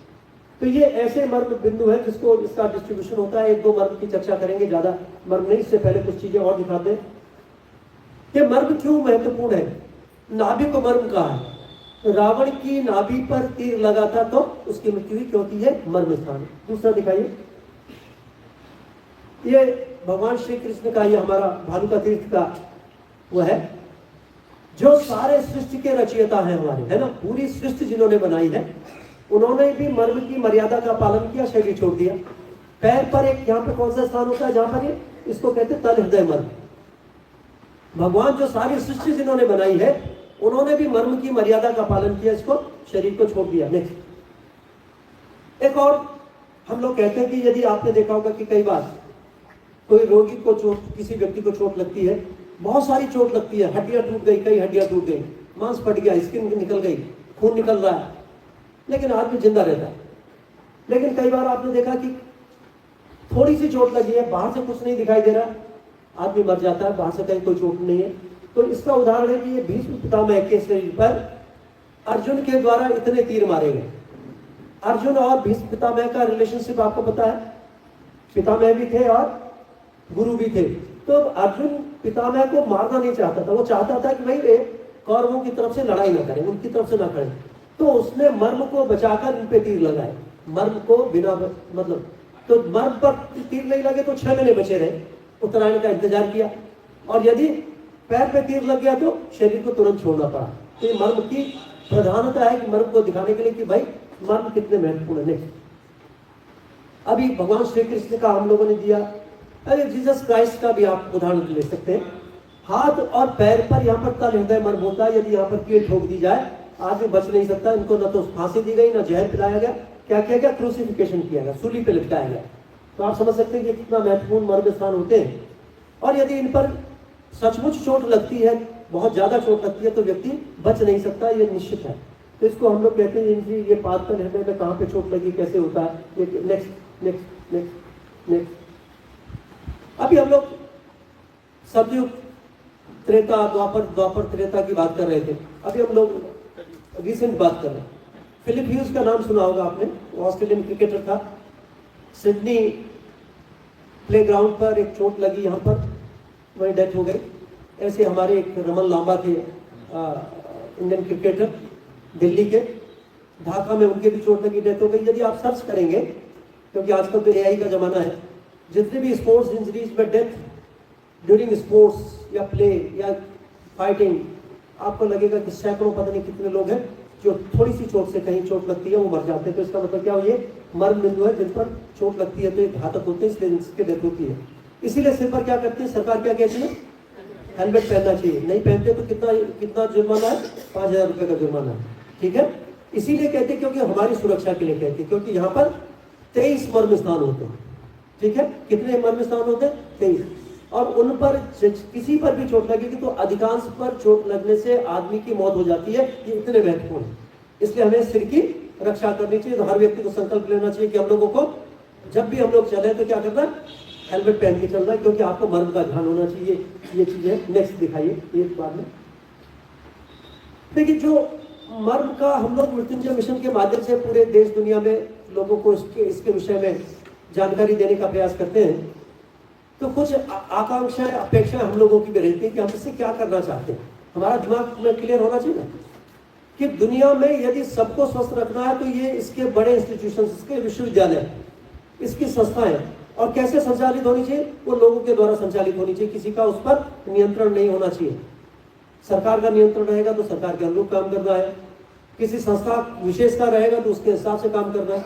जनहित के लिए, लोकहित के लिए और पीड़ित मानवता के लिए करना है तो ये सामुदायिक काम है। क्या आप सीखें, हम लोग सीखें, एक दूसरे को बताएं और इसके विषय में जानकारी को शेयर करें, कैसे हम इसको कर सकते हैं। तो ये ऑब्जेक्टिव क्या है, सबसे पहले हम लोगों को पता होना चाहिए। पहली स्लाइड लगा दीजिए, इससे पहले की, हाँ, इसके बाद ऑब्जेक्टिव में, और इसके बाद नेक्स्ट में, या उल्टा मत जाइए, एम। तो इससे पहले वाला यहां से शुरू।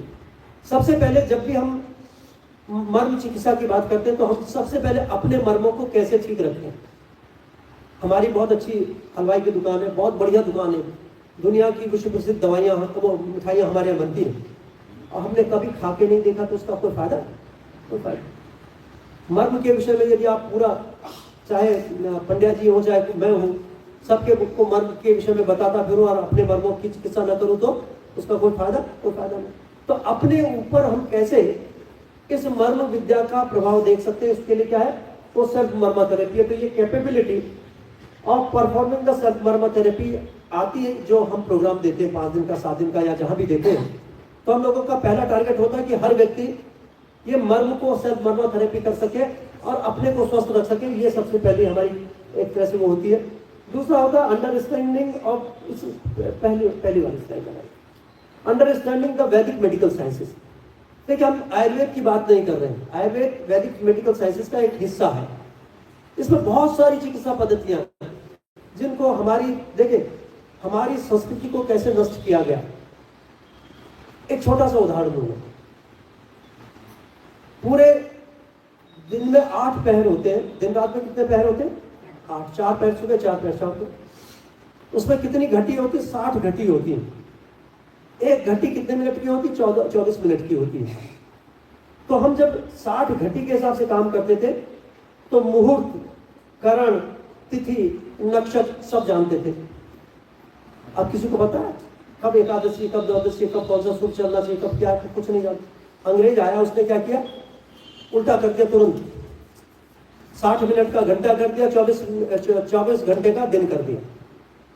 था क्या, 60 घटी का एक अहोरात्र और 24 मिनट का एक घटी। तो हमें पता था कि अब इस समय क्या होगा, कौन सा नक्षत्र है, कौन सी तिथि है, कौन सा करण है, कब हमें क्या करना, सारी चीजें।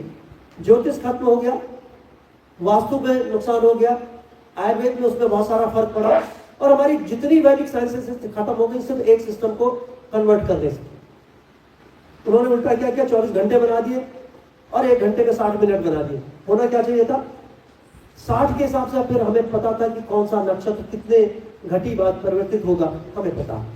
तो पूरे ब्रह्मांड के जो परिवर्तन हो रहे थे हमने उसको, तो जब भी हमें परिवर्तन करना पड़ेगा तो हमें, जिस दिन हम 60 घटी का दिन कर लेंगे तो हमारी विज्ञान की उन्नति होने लगेगी। हमारा चाहे वैमानिक शास्त्र है, चाहे आयुर्वेद है, चाहे हमारा ज्ञान विज्ञान किसी भी क्षेत्र में है, वो तब तक ठीक नहीं हो सकता जब तक हम अपनी इस घड़ी को ठीक नहीं करेंगे। तो इस घड़ी पर भी ध्यान होना चाहिए आप लोगों का कि हम कम से कम हम जाने कि कौन सा तिथि है, कौन सा करण है, कौन सा नक्षत्र है, कब कौन सा एकादशी कब है, कब इसमें, क्योंकि इसका सारा का सारा विधान जब हम स्वर विज्ञान की चर्चा करते हैं। स्वामी शिवानंद जी की एक किताब है शिव सर्वोदय, यदि आप लोग यदि कभी यहाँ भी उपलब्ध होगी। स्वामी शिवानंद जी ने शिव सर्वोदय में लिखा है, सारी की सारी चीजें लिखी, कैसे स्वर विज्ञान के माध्यम से हम अपने शरीर को, अपनी परिस्थितियों को, अपने जीवन को सामान्य कर सकते हैं, अच्छा कर सकते हैं, उसके विषय में भी सारी की सारी चीजें वो है। तो उन्होंने लिखा है कि कब किस सूर्योदय से 1 घंटा कितनी घटी तक कौन सा स्वर चलना चाहिए, प्रतिपदा को कौन सा चलेगा, एकादशी को कौन सा चलेगा, लिखा है। और जब हम लोगों को उसका ज्ञान होगा तब हम अपने शरीर का भी ख्याल कर सकते हैं, अन्यथा नहीं कर सकते। तो ये पूरा सिस्टम खत्म करने का एक षड्यंत्र तो है, हमारी पूरी की पूरी सिस्टम को खराब कर दिया। तो उससे हमें किसी को नहीं पता कि एकादशी कब होती है, कब क्या करना चाहिए, कब कैसा करना चाहिए, किसी को नहीं पता चाहिए। ये पूरा का पूरा इतना बड़ा विज्ञान है, यदि हम इसको जानने की कोशिश करें तो लगता है कि भाई हम कई जीवन हमारे कम पड़ेंगे कि हम इसको समझ सकें। तो हम लोग समझने की कोशिश करते हैं आयुर्वेद को, योग को, वास्तु को, ज्योतिष को, इसके माध्यम से स्वर विज्ञान को, छाया विज्ञान को, और पता नहीं अनंत कितनी वैज्ञानिक विधियां हैं जो स्वास्थ्य को स्वस्थ रखने के लिए होती हैं। तो इनको हम लोग वैदिक मेडिकल साइंसेस कहते हैं। तो इसके माध्यम से आप क्या है, वैदिक मेडिकल साइंसेस के विषय में जानने का प्रयास करते हैं, तो ये अंडरस्टैंडिंग बनती है, जिसको हम VMS कहते हैं। फिर हम लोग कहते हैं कि understanding of importance of VMS and in its contribution to medical science. आज के परिप्रेक्ष्य में हम इसके माध्यम से कुछ कर सकते हैं। देखिए 2-3 चीजें आपको बताऊं। जब हम उठते हैं तो सांस के, आप कभी आप सांस आपने महसूस किया सांस छोड़ते हुए? तो क्या दोनों सांस चलती हैं?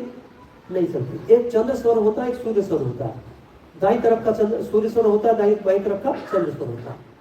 जब हम, ये ब्रह्मांड की ऊर्जा भी उसी ढंग से चलती है, उस समय वही स्वर, वही तरह की ऊर्जा जो वहां चल रही, वही हमारे शरीर में होनी चाहिए, वो प्राणी में भी होनी चाहिए। लेकिन यदि वो विपरीत होती है तो क्या है, इसका मतलब हमारा शरीर उस ऊर्जा के विपरीत काम करना, तो बीमार होता है। ये कहा जाता है कि जो सूर्य स्वर चलता है तब हमें भोजन करना चाहिए, ठीक है, आपने देखा भोजन करना चाहिए, लेकिन हमें कभी पता नहीं कि हम पेट हमेशा खराब, पता लगा चंद्र स्वर चल रहा है, उसमें हम दही और चूड़ा खा रहे हैं, केला खा रहे हैं, कभी जिंदगी में ठीक नहीं हो सकते। जुकाम भी रहेगा, पेट भी खराब रहेगा, कभी ठीक नहीं होगा, भूख नहीं लगेगी, बहुत सारी चीजें होंगी। परिवर्तन करके देखिए क्या करना है, परिवर्तन कैसे करना है, उसकी विधि। आपने कभी योग दंड देखा? योग दंड देखा कैसा होता है? जो साधु संत लोग क्या रखते हैं, अपना एक योग दंड रखते हैं हाथ को रखने के लिए। वो योग दंड हाथ को टेकने के लिए नहीं है, कभी नहीं है। योग दंड स्वर परिवर्तन की कला का एक माध्यम है। जिस तरफ के स्वर को परिवर्तित करना हो उसके हिसाब से वो हम योग दंड का इस्तेमाल करें। तो साधु संत क्या करते हैं, जब भोजन करना हो, भोजन करने से पहले वो स्वर परिवर्तन कर लेते हैं। यदि चंद्र स्वर चल रहा है और अब हमें 5 मिनट के बाद भोजन करना है, तो हम लोग स्वर परिवर्तन कर लेते हैं। अभ्यास हम लोग भी करते हैं, विभिन्न तरह से अभ्यास करते हैं। कुछ नहीं कर सकते तो आपको क्या करना है, जैसे आप एक छोटा सा विधान आपको बताएं, नाक का पे जाएं और सांस लें, फिर सांस को जोर से छोड़ें। दाईं तरफ से सांस आ रहा है, बाईं तरफ से सांस आ रहा है, ये आप पता कर सकते हैं। खाना खाने जाएंगे और बाईं तरफ का सांस चल रहा है, तो इसका मतलब क्या, इंडाइजेशन होगा, डाइजेस्ट नहीं होगा, ठीक है। तो हमें क्या करना, हमें दाईं तरफ का सांस चलाना है। तो आप कहिए कि 2 मिनट में भी आप यदि बैठते हैं तो आपको क्या कर लेना है, यदि डाइनिंग टेबल पे बैठे हैं तो इस हिस्से को आपने क्या करना, कुर्सी के हत्थे पे रखना और इसको थोड़ी देर दबाव इसको रखना, 2 मिनट के लिए रखना। 1 मिनट में स्वर परिवर्तन होता है, यदि आप जानते हैं। यदि इसको रख लीजिए और आप देखेंगे कि धीमे से दाईं तरफ का स्वर चलने लगा। भोजन करेंगे तो हजम होगा, सारी चीजें ठीक होगी। इसी ढंग से हर चीज के लिए स्वर का विधान है।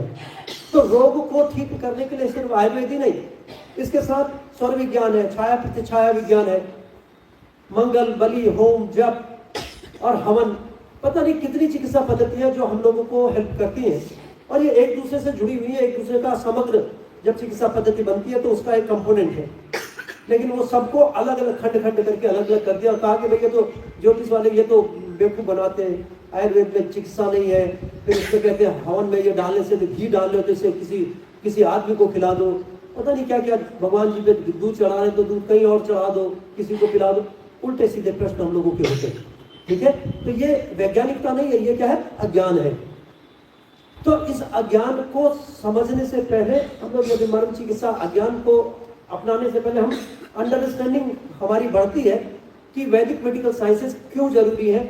और कोरोना के बाद इसको सब लोगों ने समझा है कि घर पर गाय का गोबर का उपला जलाएं, उसमें थोड़ा देसी गाय का, गिर गाय का घी डालें तो हमारे घर में कोई भी बैक्टीरिया वो नहीं आ सकता। हम लोगों ने इस पर रिसर्च किया और ये देखा कि भाई कुछ जड़ी बूटियों के साथ गाय के उपले से बनी हुई मेडिसिन को उसको जलाने के बाद हम लोगों ने उसका कल्चर कराया और देखा कि 48 घंटे तक उसमें कोई बैक्टीरियल इन्वेजन नहीं हो सकता। तो कितनी बड़ी बात है कि हम लोग जब घर पे प्रतिदिन करते थे, अब हमने छोड़ दिया। अब हम क्या लगा रहे हैं, ये मच्छर भगाने की दवाई जिससे हमें कैंसर होता है और हम पता नहीं क्या क्या चीजें, गंदी चीजें कर रहे हैं, उसका उपयोग कर रहे हैं। तो जब तक आप इन चीजों को, वैदिक मेडिकल साइंसेस को नहीं समझते, तब तक आप अपने स्वास्थ्य का संरक्षण, संवर्धन नहीं कर सकते, ठीक है। तो आपको जानना चाहिए कि जो साबुन आप लगा रहे हैं क्या हो रहा है, जो पेस्ट कर रहे हैं उससे क्या होने जा रहा है, जो प्लास्टिक की शीशी बोतल में पानी पी रहे हैं उससे क्या होने जा रहा है, जो आप ये सारे खाने में जो मिलावट की चीजें खा रहे हैं उसमें क्या होने जा रहा है। कल ये पांड्या जी हम लोगों को दिखा रहे थे कि केले के पत्ते से चना बन रहा है, वो मटर बन रहा है, ठीक है, प्लास्टिक से गेहूं बन रहा है। तो हम लोग खुद अपने मरने का काम खुद कर रहे हैं। तो हम लोगों को जब हम इन चीजों से जुड़ते हैं तो अपने स्वास्थ्य के प्रति हम लोग सजग रहते हैं और उसी ढंग से फिर हम लोग उसका लाभ लेते हैं।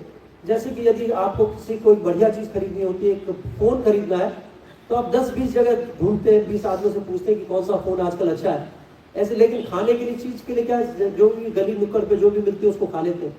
जब आप इन चीजों के प्रति सजग होते हैं तो खाने की चीज के प्रति भी उसकी शुद्धता कितनी है, उसमें कोई केमिकल तो नहीं है, उसमें कोई और खराब चीजें तो नहीं है, पेस्टिसाइड तो नहीं है, उसको देखकर ही आप ऑर्गेनिक भोजन करते हैं तो अपने स्वास्थ्य का संरक्षण करते हैं। तो ये अंडरस्टैंडिंग है। और इसका डेली हाउस होल्ड जितनी भी हर्बल मेडिसिन है, आपके घर पे पूरी की पूरी एक इमरजेंसी किट रहती है किचन में। इमरजेंसी किचन हमारा ये नहीं है कि किचन कोई खाना बनाने का रास्ता नहीं, वो हमारी एक डिस्पेंसरी है पूरी की पूरी। उसमें हल्दी है, हींग है, जीरा है, धनिया है, ये सारी की सारी बहुत तेज पोटेंट मेडिसिन है। लेकिन जब हम इनका सही ढंग से उपयोग करने चाहते हैं, तो जब हम लोगों ने मर्म चिकित्सा का ये प्रकल्प शुरू किया तो चिकित्सक ने हमारी बात किसी ने नहीं सुनी, किसी ने नहीं सुनी और कहने लगे कि ये बेवकूफी का काम है, किससे कुछ होता जाता नहीं। तो कौन व्यक्ति हमारे साथ आया? हमारे साथ वो व्यक्ति आया जो इससे लाभान्वित हुआ, जिसका घुटने का दर्द ठीक हो गया, जिसकी गर्दन ठीक हो गई, जिसको पैरालिसिस ठीक हो गया, जिसका हाथ नहीं उठता था वो ठीक हो गया, जिसको बोल नहीं सकता था बोलने लगा। वो लोग हम लोगों के साथ आए, उन लोगों ने इसको सीखना शुरू किया। तो हम लोगों ने एक प्रकल्प के तौर पे इन जड़ी बूटियों के विषय में, अपने घर पे जो उपलब्ध सामान्य चीजें उनके विषय में बताया और ये बताया कि किस मात्रा पर देने पर ये कैसा फायदा करेगी और कैसे ये ठीक होगा। तो उसको ये अंडरस्टैंडिंग बनती है। तो इसको हम लोगों ने किया। तो ये कोविड ने हमको कुछ सिखाया। कोविड ने सिखाया कि मॉडर्न मेडिकल जो साइंस है, जिसको वेस्टर्न मेडिकल साइंस है, ये लिमिटेड है। इस पर हम ये सोचें कि ये एक ऐसी चीज है कि दुनिया में हमें कुछ भी ठीक कर सकती है, ऐसा संभव नहीं है। ये दिमाग से निकाल देना चाहिए कि इसके माध्यम से बहुत कुछ होने जा रहा है, नहीं होने जा रहा है। यदि पूरा चिकित्सा का परिदृश्य बदलना है तो जो मोदी जी कहते हैं कि भाई इंटीग्रेशन ऑफ मेडिकल साइंस है, बिना उसके कुछ होने वाला नहीं है। समझ लीजिए मेरी बात। तो ये इससे पहले दिखा दीजिए, इसके पहले से तो billions of dollars are invested in diagnostic tools, laboratory techniques, infrastructure, but net gain in terms of the treatment is very limited. इलाज किसका? बहुत थोड़ा सा चीजों का इलाज, किसी चीज का है नहीं। दर्द है हो रहा, दर्द की गोली खा लो, डायबिटीज है उसका शुगर का लेवल कम कर लो, इंसुलिन लगा लो, यही तो है। चिकित्सा तो नहीं है, रोग तो जड़ से नहीं जाएगा। लेकिन क्या है कि ये, इसको हम लोग कहते हैं ये इंस्ट्रूमेंट डिपेंडेंट मेडिकल साइंस है। नेक्स्ट सारी चीज डायग्नोसिस किससे बनता है? एक्सरे से, एमआरआई से, अल्ट्रासाउंड से, इससे। चिकित्सा भी किससे होती है? रोबोटिक सर्जरी से, इंस्ट्रूमेंट से होती है। ये सब किस पे डिपेंड है? हमारी इलेक्ट्रिसिटी पे, या हमारे जो 5G 6G पे सारी की सारी डिपेंडेंट है। जिस दिन ये सिस्टम फेल होगा उस दिन कोई बचाने वाला नहीं है। उस दिन कौन बचाएगा? उस दिन बचाएगा तो सिर्फ मर्म चिकित्सा बचाएगी, या ये हमारी जड़ी बूटियां, ये हमारा आयुर्वेद का सिस्टम बचाएगा, योग प्राणायाम बचाएगा। तो ये इंस्ट्रूमेंट डिपेंडेंट मेडिकल साइंस है। और एक दूसरी साइंस है जिसको हम कहते हैं सेल्फ डिपेंडेंट मेडिकल साइंस। तो सेल्फ डिपेंडेंट मेडिकल साइंस, इसको नेक्स्ट दिखा दीजिए। ये self dependent power of healing है, जिसको हम लोग कहते हैं it is inherent in human being through 107 मर्मो पॉइंट्स। 107 मर्म बिंदुओं के माध्यम से हमारे शरीर को स्वस्थ होने का एक सिस्टम नेचर ने या प्रकृति ने या भगवान ने हमको दिया। तो ये हमारे शरीर में है और ये सभी व्यक्तियों में समान रूप से क्रियाशील है। ठीक है, ये नहीं कि हमारा काम करेगा आपका वाला नहीं करेगा, या उसका कोई बीमार है तो उसका नहीं करेगा। अभी एक प्रश्न किसी ने पूछा, आप ही के किसी आपके साथ थे या कौन एक व्यक्ति आए थे कि ये सांस की तकलीफ हमारी कितने वर्षों से है? 18 साल से, कितने साल से बता रहे थे। तो हम लोग जब भी कोई आपके पास कोई रोगी ऐसा होता है, और हम लोग आयुर्वेद में भी मानते हैं कि 1 संवत्सर से पुरानी बीमारी असाध्य हो जाती है। क्या कहते हैं? यदि 1 संवत्सर मतलब 1 साल से पुरानी बीमारी को कहते हैं ये कृत्य साध्य या असाध्य है, इसमें तो दवाई खानी ही पड़ेगी। लेकिन मर्म चिकित्सा में हम लोग क्या कहते हैं कि यदि इस कमरे में 40 वर्ष से अंधेरा है, ठीक है, 40 वर्ष से हम लोगों ने इसकी बिजली नहीं जलाई, और 40 वर्ष के बाद यदि हम इसका बटन ऑन करें, जो सारा सिस्टम ठीक है, बटन ऑन करें तो कितनी देर में बिजली प्रकाश कितनी देर में होगा? ठीक है, it will take the same time.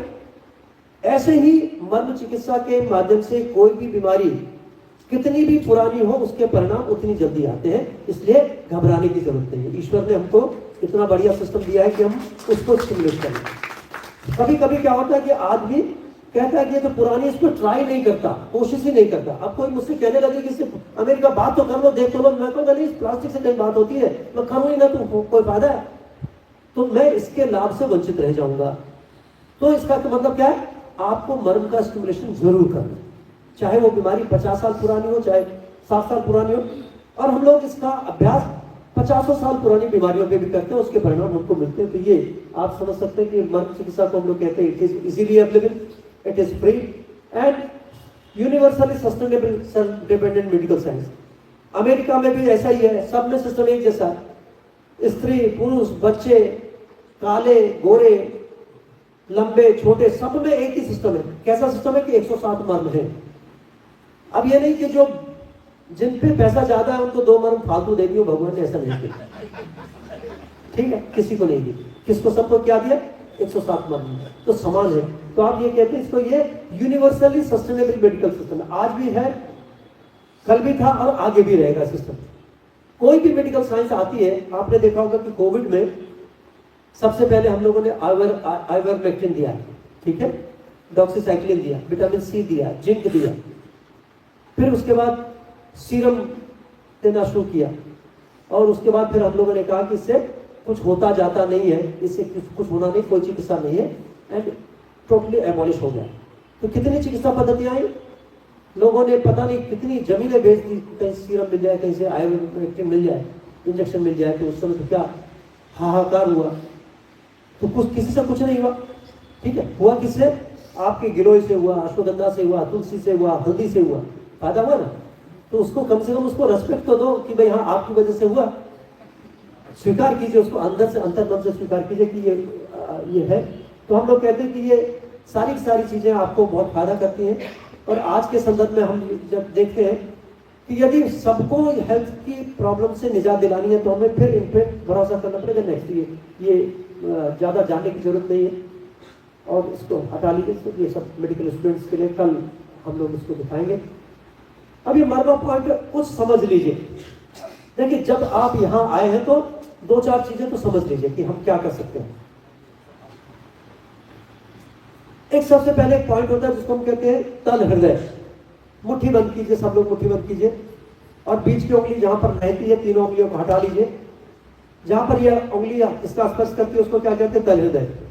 ठीक है, एक कोई वॉलंटियर मेरे पास आ जाए तो मैं उनको यहाँ बता दूं कि यहाँ पे आ जाएंगे तो बता देते हैं। कि कैसे। एक कुर्सी दे दीजिएगा, एक कुर्सी।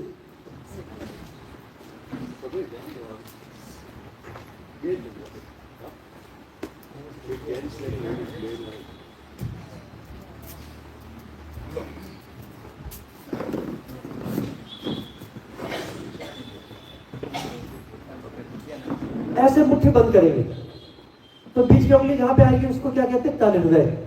अब जब भी कोई व्यक्ति, किसी को नींद ना आती हो, किसी को घबराहट होती हो, किसी का ब्लड प्रेशर बढ़ता हो, किसी का ब्लड प्रेशर घटता हो, कोई भी कंडीशन हो जिसमें आप समझते हैं कि इस समय कोई इमरजेंसी कंडीशन है, हार्ट अटैक है, ब्रेन में स्ट्रोक है, कहीं भी कोई बहुत ज्यादा कंडीशन है, उस समय आप कुछ कर नहीं सकते, तो क्या करना, तुरंत उसको दबाना शुरू कर देना, दबाना बंद करना शुरू कर देना। तो अब कोई मुट्ठी को ऐसे करे तो कोई दिक्कत हो सकती है ना कि कहीं सही लोकेशन ना पकड़ पाए।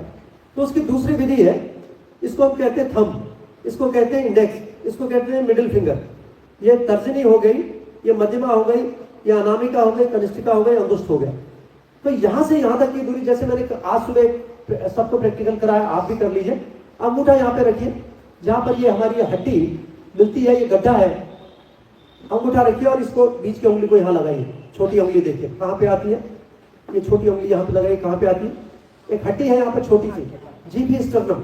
अब वहां पे अंगूठा रखिए और फिर छोटी उंगली को लाइए, कहाँ आती है, नाभि के अंदर, पास नहीं, नाभि के अंदर।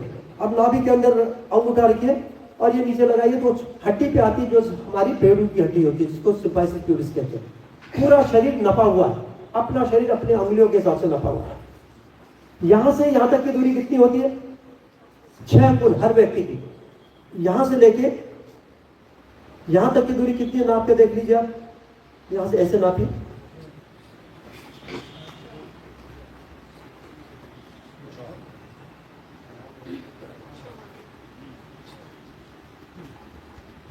तो छोटी उंगली से नहीं नपेगा, फिर भी 2 उंगलियों से, ठीक है। अब ये एक लाइन, हम इसको क्या करते हैं, यहां से यहां तक की दूरी कितनी हो गई, 6 अंगुल। अब हमने मिडिल फिंगर से एक लाइन ड्रॉ करनी है, ऐसे स्ट्रेट।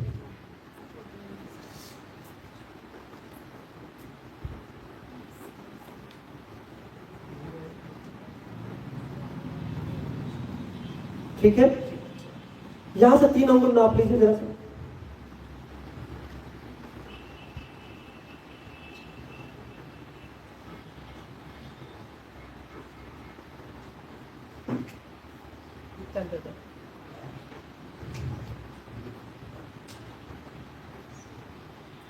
अब मुट्ठी बंद कर लीजिए, देखना नहीं है आपको, मुट्ठी ऐसे खोलिए, मुट्ठी दोबारा मुट्ठी बंद कीजिए आराम से। अब ये बीच की उंगली लगा लीजिए और छोड़ दीजिए बाकी। अब ये जहां पे आएगी वहां पे क्या होगा, तल हृदय। अब ये 2 टेक्निक हो गई। अब आप ऐसे करके करने लगो तो गलत हो जाएगा, ऐसे करोगे तो गलत हो जाएगा, ठीक है। तो ये बीच की उंगली जहां पे जाती है, नाखून हटेंगे तो ये और सही जगह, ठीक है। इसको तल हृदय। अब इसको क्या करना, 15 से 18 बार। कितनी देर के लिए, 0.8 सेकेंड। मर्द कितना देर दबाना है, 0.8 सेकेंड। समझते हैं 0.8 सेकेंड क्या होता है, 1 सेकेंड से कम। 0.8 सेकेंड में क्या होता है, कुछ चीज होती है 0.8 सेकेंड में। हमारे शरीर में एक दिल की धड़कन 0.8 सेकेंड की होती है, ठीक है। 1 मिनट में कितनी बार धड़कता है, 72 बार। तो इसका मतलब क्या, 0.8 सेकेंड का। तो क्या है, मिनिमल स्टिमुलेशन की टेक्निक है। एक बार हमने दबाया, छोड़ा, दबाया, छोड़ा, दबाया, छोड़ा, 15 से 18 बार। क्योंकि हम 1 मिनट में कितना सांस लेते हैं, 15 से 18 बार सांस लेते हैं, ठीक है। अब 0.8 सेकेंड समझता नहीं है कोई। आप इसमें फिजिक्स के कितने लोग हैं, फिजिक्स इन्होंने पढ़ी है। रेजिस्टेंस की यूनिट क्या है, ओम। तो हमारी यूनिट है ओम नमः शिवाय, ठीक है।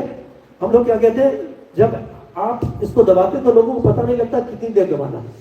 तो हम लोग कहते हैं कि जितनी देर में हम ओम नमः शिवाय बोलते हैं उतनी देर के लिए दबाना। 72 बार ओम नमः शिवाय जब हम बोलते हैं तो 60 सेकंड होते हैं। करके देख लेना आप। एक आपको होमवर्क दे रहे हैं, किसी का 58 होगा, किसी का 62 होगा, किसी का 60 होगा, ठीक है। तो एक ओम नमः शिवाय बोलने में कितना समय लगा, 0.8 सेकेंड। जब ओम रेजिस्टेंस की यूनिट हो सकती है तो हमारे मर्म की यूनिट ओम नमः शिवाय क्यों नहीं हो सकती, हो सकती है। तो हम लोगों ने क्या किया, क्या यूनिट लगाई कि उससे कहा कि मन में ओम नमः शिवाय बोले, और उसको चिकित्सक से भी कहते हैं और अपने भी कहते हैं। जब भी हम लोग दबाते हैं तो क्या करते हैं, ओम नमः शिवाय, ओम नमः शिवाय, ओम नमः शिवाय, क्योंकि ये वैदिक विद्याएं हैं, आध्यात्मिक विद्याएं हैं, इतनी तेज कोई काम नहीं करती। यदि ये फिजिकल मेडिकल साइंसेज होती तो इसके परिणाम इतने अच्छे नहीं होते। ये क्या है, ये स्पिरिचुअल मेडिकल साइंस है, तो इसके परिणाम इतने अच्छे। तो इसको हम क्या कहते हैं, 0.8 सेकंड, तो वो करते हैं, छोड़ते हैं इसके बाद।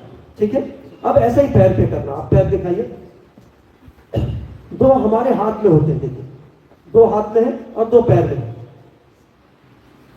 तल हृदय यहाँ भी है, तल हृदय यहाँ भी है, जहाँ पे हमने आपको दिखाया कि भगवान श्री कृष्ण के का तीर, जिसमें पैर में तीर जहाँ पे लगा था, उसको कैसे नापेंगे। इसमें तो हमने हाथ की मुट्ठी बंद कर ली तो पता चल गया, इसमें आप कर सकते हो मुट्ठी बंद, इसमें नहीं कर सकते। तो इसमें फिर दूसरा फार्मूला क्या, जैसे हमने मिडिल फिंगर से एक स्ट्रेट लाइन खींची और यहां से यहां तक की दूरी कितनी थी, 6 अंगुल। अब यहां से यहां तक की दूरी नापी है, ये 12 अंगुल है। हर व्यक्ति नाप के देख ले, सबके 12 अंगुल, किसी की कम ज्यादा हो तो बता दे, ठीक कर देंगे। यहां से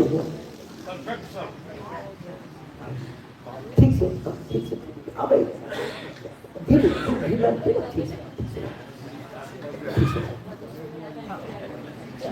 ठीक है। तो ये सारी का सारा शरीर भगवान ने नाप के बनाया। ठीक है, हम लोगों ने उस नाप का इस्तेमाल किया कि जो नाप है उसी के हिसाब से कुर्ता बना लेंगे। ठीक है, जो नाप होगा उसी के हिसाब से तो बनाएंगे, पजामा कुर्ता जो भी बनाएंगे, शर्ट बनाएंगे उसी के लिए।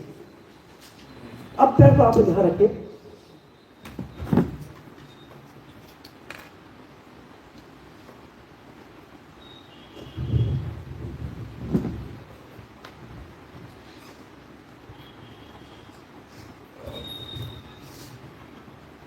और कोई मार्कर है?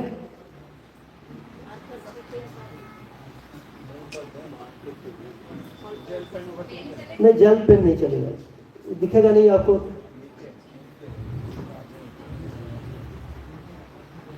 यहां से यहां तक की दूरी नापी आप अपनी, नहीं इससे नहीं होगा, 6। ठीक है, नहीं इससे नहीं होगा, इससे नहीं होगा। अब यहां से 3 उंगली नापी, नहीं ये छोटा हो जाता है, इतना साफ नहीं आएगा। हाँ, इससे बड़ा वाला भी होगा, नहीं यहां से 3 उंगली नापी,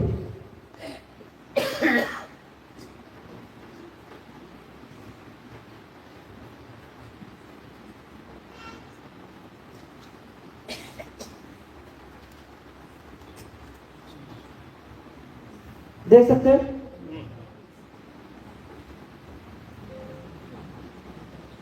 थोड़ा बहुत लाइन गड़बड़ हो सकती है हमारे से साथ। अब मुट्ठी बंद कर लीजिए, आप आराम से मुट्ठी बंद कीजिए, बिना देखे ऐसे आराम से। अब बीच की उंगली लगाइए, बाकी छोड़ दीजिए। नहीं, बीच की उंगली रखे रखिए, बाकी इसको हटा दीजिए।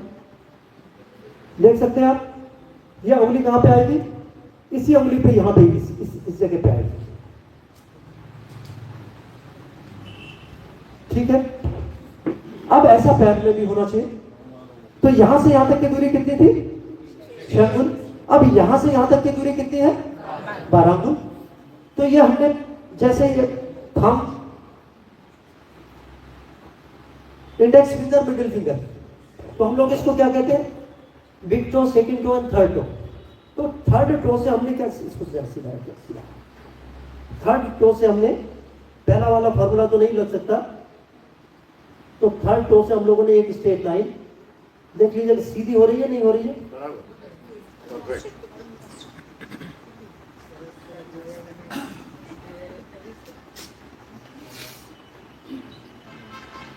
यहां से यहां तक की दूरी 12। अब यहां से 6 अंगुल नापना है, सीधा कीजिए। अब यहां से 2 अंगुल नापना है, हाथ पे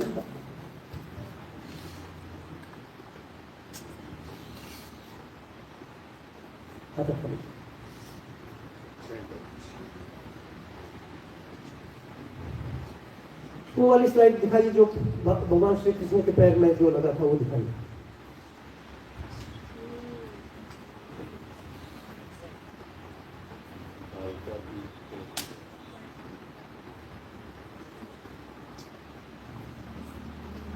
पीछे पीछे पीछे पीछे आप आगे जा रहे हैं, पीछे और पीछे और पीछे और पीछे और पीछे और पीछे और पीछे। ठीक है, तीसरी उंगली, ये मेडिकल साइंस का फोटो नहीं है, ये किसका पिक्चर बुक का फोटो है, लेकिन कीर कहां पे है, इसी जगह पे। ठीक है, ये तल हृदय कहते हैं। अब इसको जानने की दूसरी विधि, अब आप ये कहिए कि भाई हम तो इसको नहीं मानते, तो क्या करना है, ये हड्डी आप इसको देखें, यहाँ पे एक हड्डी है, हर व्यक्ति अपने छोटी उंगली, इसको कहते हैं base of the fifth metatarsal, base of the fifth metatarsal bone, metatarsal है ये, पांचवी हड्डी, जो उंगली की हड्डी के नीचे हड्डी है, यहाँ पर एक गांठ जैसी है, दिख रही है गांठ। अब इस गांठ पर हाथ रखिए, उंगली रखिए और इसको इंसर्किल कर लो।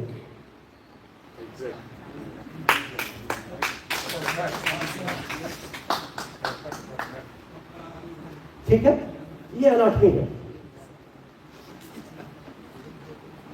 समझ गया मेरे को, समझ में आया?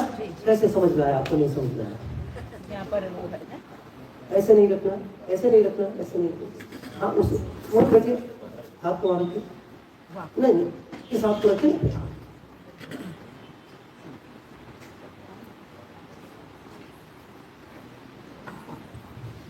यहाँ पे। ठीक है, तो ये आपके तल हृदय मर्म है।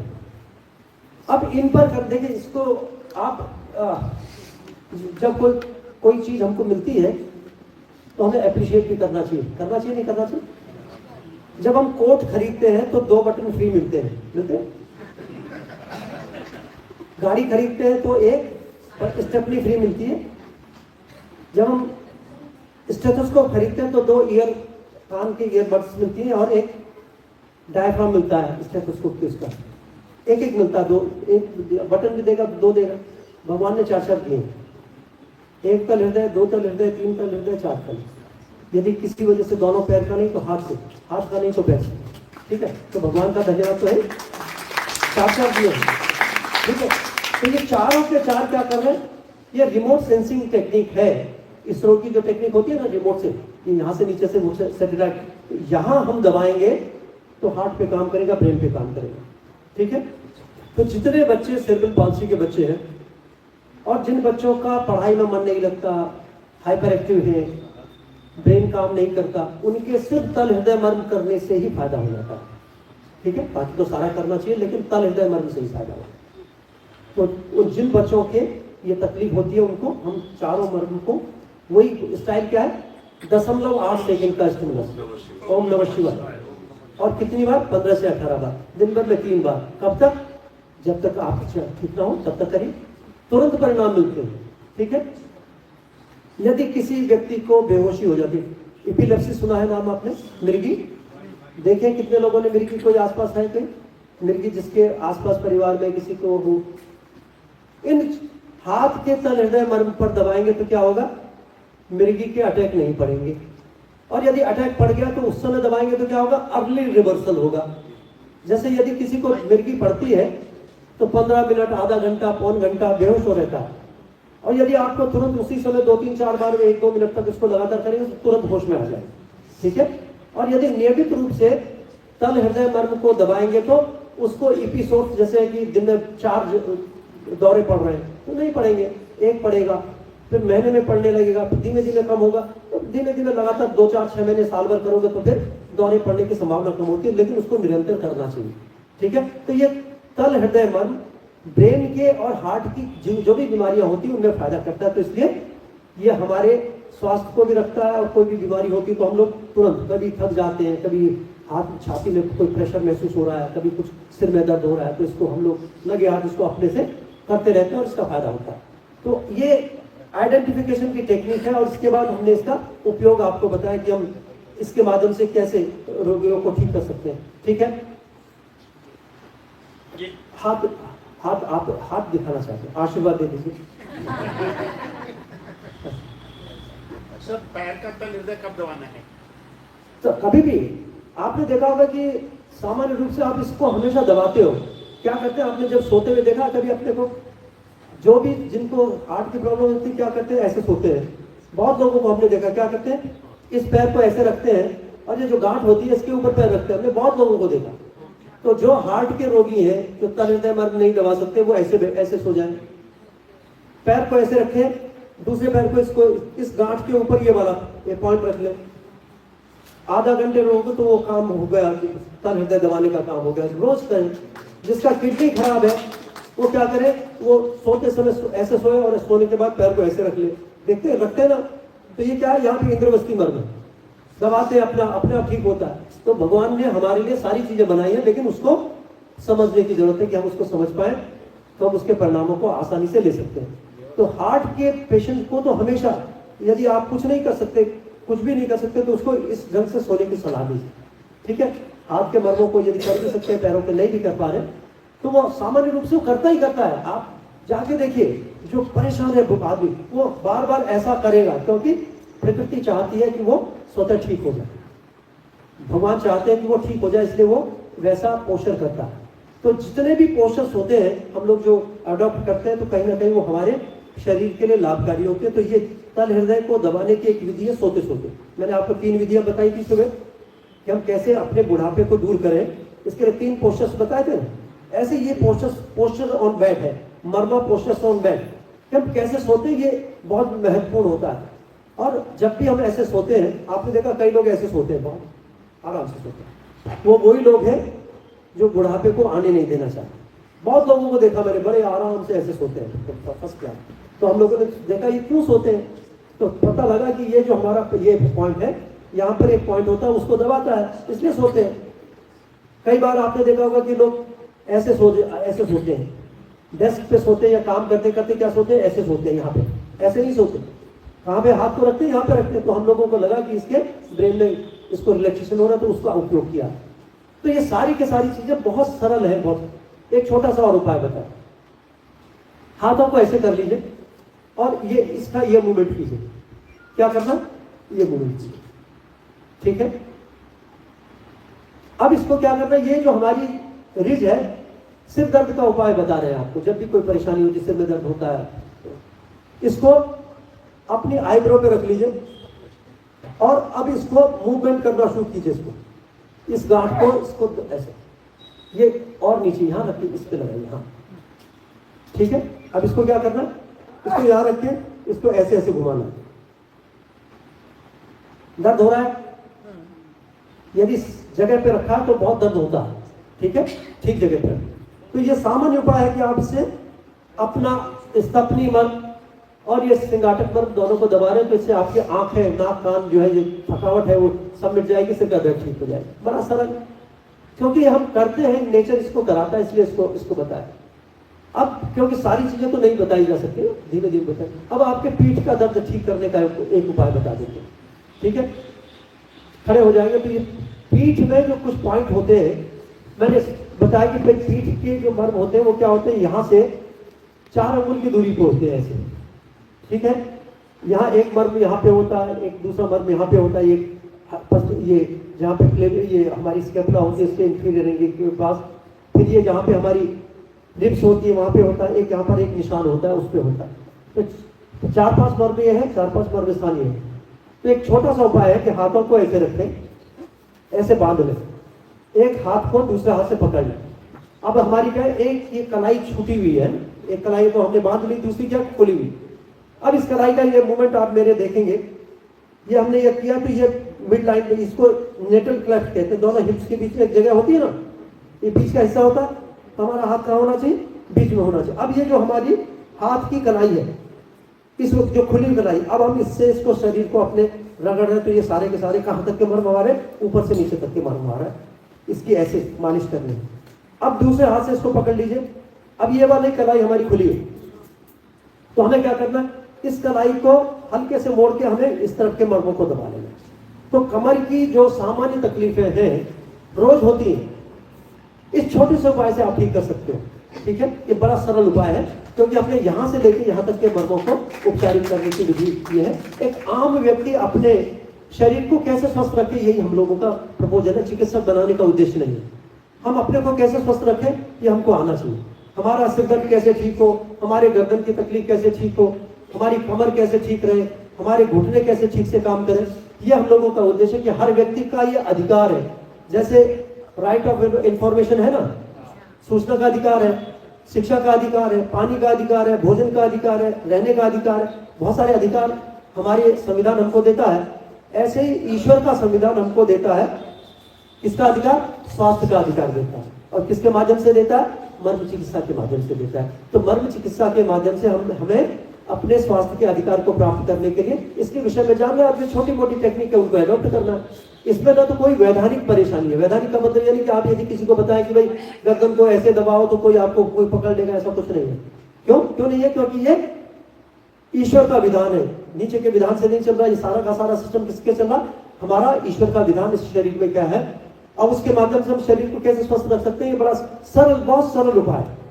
जैसे मैंने आपको सुबह एक उदाहरण बताया था कि दर्द होता है तो हम क्या करते हैं, एक कपड़ा के पट्टी बांध देते हैं, कपड़ा बांध लेते, मगर कोई चुन्नी बांध देते हैं। तो अब बांधना नहीं है, अब क्या करना है, यहाँ पर जो मर्म है उनको दबा लेना है। क्या करना है, यहाँ पे 2 बिंदु को दबा लीजिए, ठीक है, यहाँ पर इसको थोड़ा सा दबा लीजिए, जैसे हमने इसको कहा कि ऐसे कर लीजिए। और ये पीछे का हिस्सा जो होता है, जो गर्दन का और सिर का जोड़ होता है, जहाँ पे त्रिकाटिका मर्म होता है, उस पर आप हाथों को ऐसे रख लीजिए और इसको आगे दबाइए, सिर को पीछे धकेलिए, इसको आगे दबाइए और इससे महसूस कीजिए कि दबाव कहाँ पड़ रहा है। ठीक है, इसको हम कहते हैं त्रिकाटिका मर्म। तो त्रिकाटिका मर्म को दबा लीजिए और ये पॉइंट्स आपने कर लिए तो सिर दर्द तो आपको तुरंत ठीक हो जाता है, ये इंस्टेंट ठीक हो जाता है। तो अपने को हम कैसे स्वस्थ रखें, हमारी आंखें कैसे स्वस्थ रहे, कान कैसे सुनते रहे, ठीक से सुने, लंबे समय तक हम सुन सके, हमारी स्मृति ठीक रहे और हम गंध ठीक से आए, आंखों से ठीक से दिखाई दे, कान से ठीक से सुनाई दे। छोटे छोटे से उपाय हैं जिनको हम लोग कर लेते हैं, तो मर्म चिकित्सा के माध्यम से हम लोग कर सकते हैं। तो मैं समझता हूँ कि ये लगभग समय पूरा हो रहा है। इसमें कोई प्रश्न हो तो आप प्रश्न पूछ सकते हैं। 8:30 तक है ना कार्यक्रम? हाँ, तो 5-10 मिनट है, तो आप मुझसे कुछ इससे संबंधित कोई प्रश्न पूछ सकते हैं।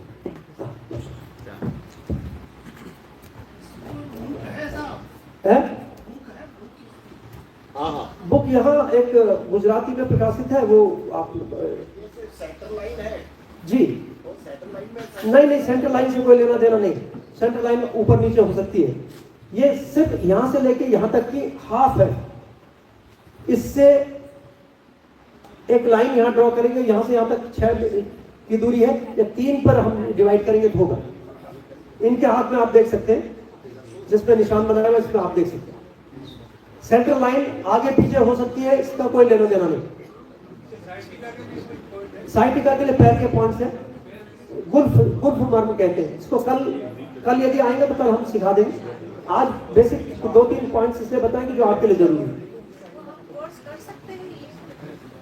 हाँ, हम लोगों का messengermission.org पे ऑनलाइन भी होते हैं, ऑफलाइन भी होते हैं। इसको सीख सकते हैं आप, अपने लिए, लोगों के लिए सीख सकते हैं, कर सकते हैं। एक आम व्यक्ति भी सीख सकता है, चिकित्सक तो सीखते हैं, आम व्यक्ति भी सीख सकता है। ऑनलाइन भी है, ऑफलाइन भी है, यदि आप आना चाहें आ सकते हैं। हाँ, हम तो यहाँ आके भी सिखा ही रहे, पूरी देश दुनिया में जा के सिखा रहे हैं, कोई दिक्कत नहीं है। खड़े होके किस तरह की एलर्जी? पोलन एलर्जी, वो आणी, ऊर्वी और क्षिप्त, 2 पॉइंट ये और 1 पॉइंट ये, ठीक है।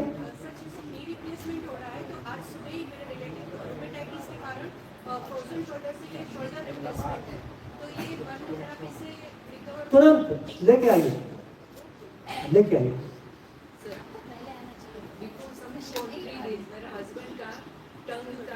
बोलना जो है ब्लैबरिंग हो गया, व्हाट शुड वी डू?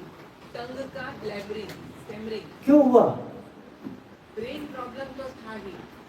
वो MRI CT दिखाइएगा और उनको ले आइएगा। तो कहाँ रहते हैं? नारायणपुरा। यही है। हाँ, तो लेके आइए, उनको लेके आइए, उनकी रिपोर्ट लेके आइए, उनको लेके आइए। एकदम से स्पीच ब्लैबरिंग हो हाँ कोई बात नहीं, ले आइए, ठीक होता। डायबिटीज का कौन सा पॉइंट लगा? कूर पर, दोनों तरफ से कूर पर मत।